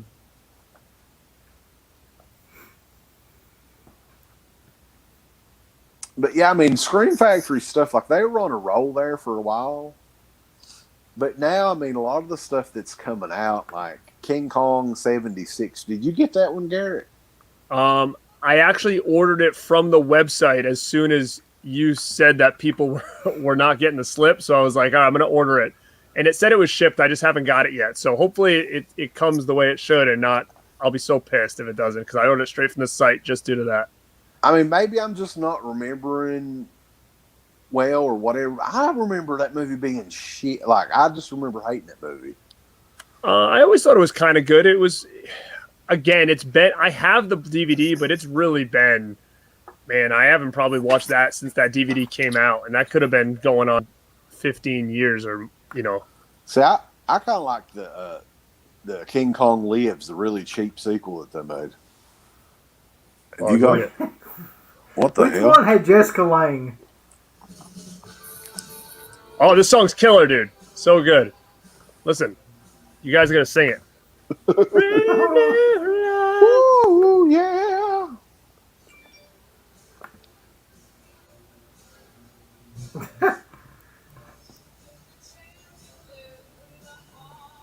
Saying something about Jackie Chan. They might flag this video. I don't know how popular that music is. Psycho Cop on Blu-ray. I don't know if I've So ever seen apparently, did I just totally miss Jameson Newlander being in this fucking this. movie? He was the He was usher. in this? Yeah. Oh, my God. I missed it, he's too. very briefly in it. I think he was the usher in the movie theater. Oh, okay.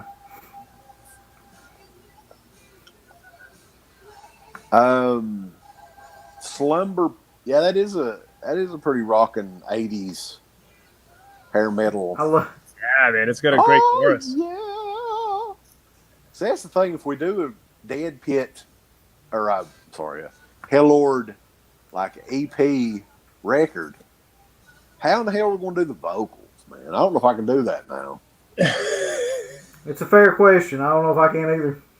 Yeah. You should just do like a special edition where you guys just take all these kind of like unknown 80s horror movie songs or whatever and just do like a full album. We Just did. redoing them. We did do a couple of songs like that, I think. Didn't we? You know do what? There's a the- cool song is the Sleepaway Camp, that Angela's song or whatever. That's another real cool like 80s style song. You could do a heavy metal version of the Madman song. Mm-hmm. Yeah. Just do it like, almost like a picture like Megadeth or something. Megadeth version of Madman. I'm trying to picture Megadeth doing something like that. Lord of the campfire, of his horror. That's like Luna Vachon singing or something. It's what it reminded me of. Speaking of that, Gangrel just got married. You see it? Gangrel? He just got married again. They just post. I just saw it on some site. He married Daphne. Matt's asking about Nightlife from 1989 with Scott Oh, Grimes. Yeah, man, that's another one that you can never find that. I remember looking for that forever. I don't even know if it had a DVD. If it did, it was in and out. And there's two movies called Nightlife, a real 80s one, and then there was another like TV movie vampire one called Nightlife. But I think he's probably talking about the 80s one. I think it was Zombies or something like that. Yeah, that's another one that's really obscure that I don't have. Yeah, someone mentioned Ice Ice Bowie on here. Good name, by the way. Asking about New Jack. Look at the passing picture, away. dude. What is it? It's Vanilla Ice and Baba Booey Yeah. together. I got it on my phone. Yeah, they're just pretty killer. That's funny. New Jack passed away, man. Yeah, that's sad news. I think we've always been like not a huge fan of New Jack, but we definitely appreciate, Yeah. his shoot interviews and stuff is amazing.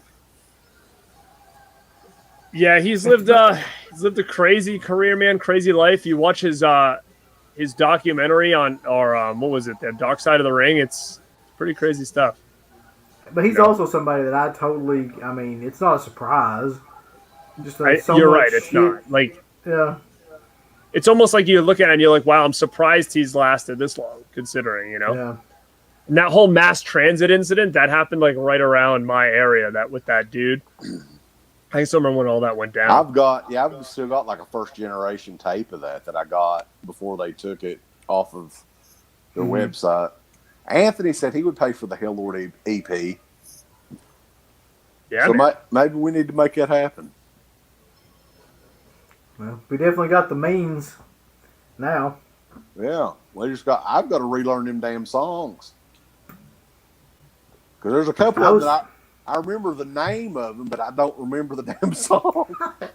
I know. I was thinking about that too. There's so many of them that like I can't even remember anything about them other than the title. But we used to do, didn't we do a song from Savage Streets at one time? That's nothing's gonna stand in our way. great song. John Farnham or something like that. Yeah, we did. I thought Not we did a couple tonight. songs. Yeah, that's a pretty fun song to play too. But yeah. Did you get the new Savage Streets, or do you have that blue already? Well, it's just a re-release, but I did. So I picked up Code Red released it a few years ago, and I picked it up and sold it. But they did a re-release of it. I've got it again. Yeah. Yeah, That was one of those movies where back in the day, I don't know if you remember during the DVD days, it was such a hard one to come by for a while. And I remember getting it like that first edition and being like, oh, hell yeah, I finally got it. And then all of a sudden it was like, it started coming out like every year. They like started really, I think I must have like 6 editions of Savage Streets at this point when I remember not being able to find it for so long. That was a huge one when Slippy was like, that he worked on. I remember like that one. One of the cool things that we got to do, it was right before I think BCI was the company that did the DVD. I was just going to ask who put out that red edition or whatever that BCI, I think. Right? I think he was working with them on that release, and we got to screen the print of that early at a Friday Night Film Fest one year. And that movie, man, that was a very, very hard to find movie before it came out. And then it was only out, briefly, and it went out of print again. Mm-hmm. Yeah. So. Yeah, it's such a good movie. It's one of my favorites. Got a great soundtrack too. Yeah, the whole pretty much every song on there. It's really good. I think John Farnham does every song on it, if I'm not mistaken. And the thing about Savage Streets is too, it's so weird that it's the same guy that made Friday the 13th Part 5. You would never, ever think that. No. Mm-mm. Because really Savage Streets has got a slick, almost like Hollywood look to it. Even though there's some real wild shit that goes on in it. But he made Linda Blair do that random scene in the tub for no reason. He just wanted to see it. Danny Steinman's a nasty motherfucker, buddy. But it's just because it's so funny because that scene like is so unnecessary. You know what I mean? It's like so unnecessary. Yeah. But Danny Steinman, he just reminded me, like, when we sat next to him and everything, he just reminded me of somebody that would be, like, you go to New York City and he'd be like a bum or something. Like, he would come up to you. Like, just the sleaziest dude. Yeah, you could tell. I mean, but great at the same time. Yeah, he was one of a kind, that's for sure. But hey, your fucking booth's too fucking close over here. Get the fuck out of here. He would there would be people that, and it was common at the time. People would just stand around our booth and talk and bullshit with us, right? he didn't want people blocking his booth. He'll get it. Can you get them to fucking move? He did. Get them out of here. How would Get these how fucking would he mooks have out a of here. conversation? How would Wes? I want to know how his conversation with Tony Moran would go. How would it go? Well, it's basically the same board. It's a little Moran's a little squeakier, I think. Hey, you want to be in a fucking movie called Halloween? That's the stupidest fucking thing I ever heard. That's so funny. I want me a slice of the pepperoni pie. They used to call me Tony Pepperoni back in the day when I was an extra on Happy Days, thanks to my sister.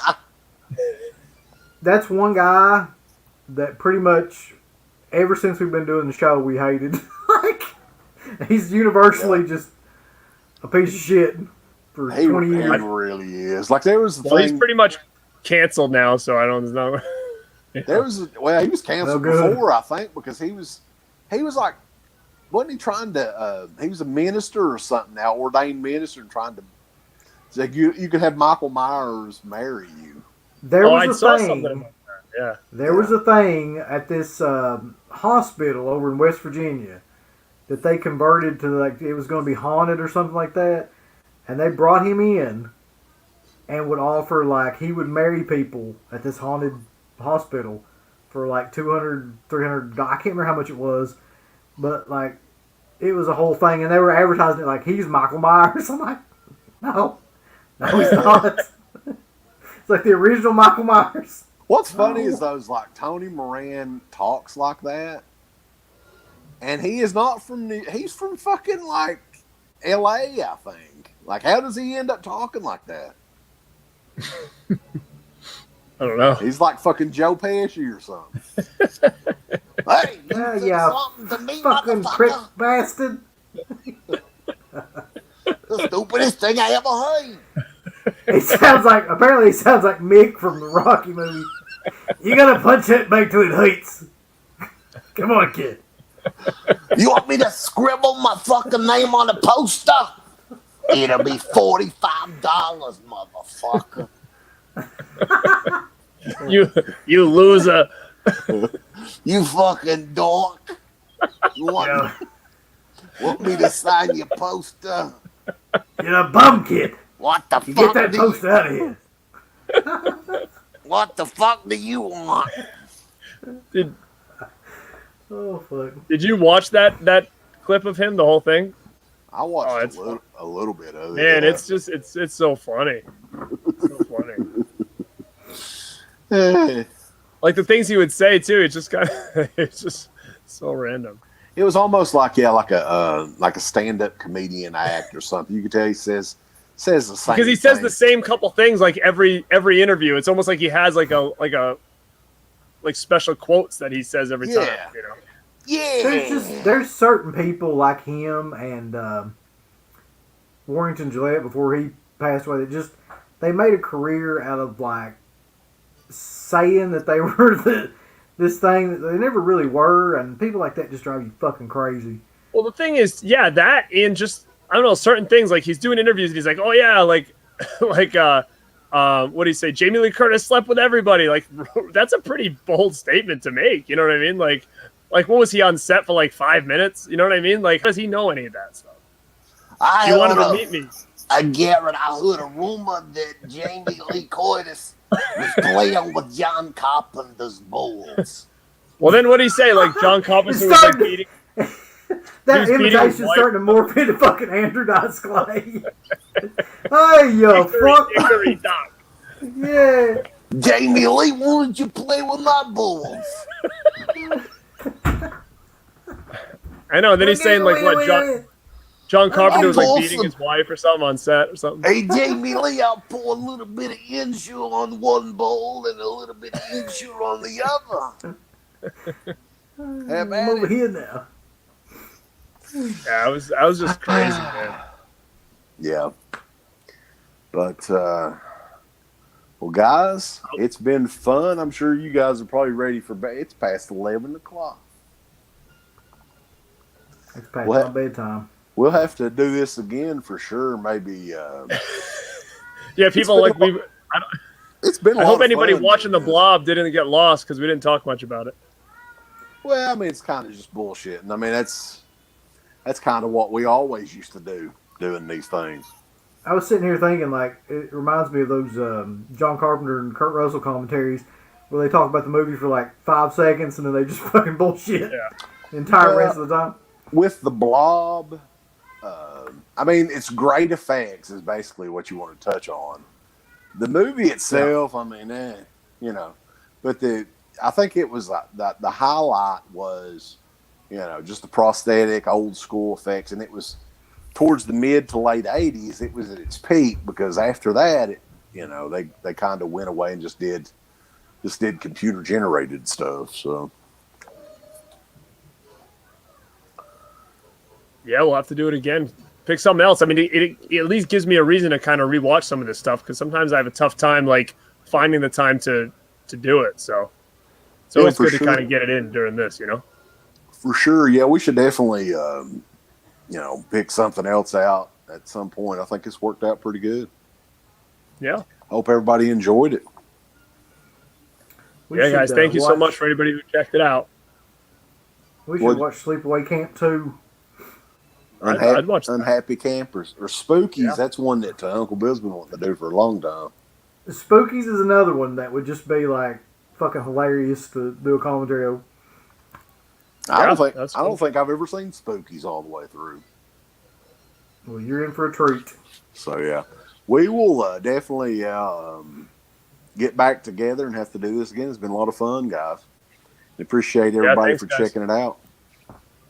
Thanks for having me. All right. Well, you all take it will see easy. y'all. And we'll see y'all next time. Dear beer. Knock off. I'm going to try to end this on my damn phone. See you guys. Back.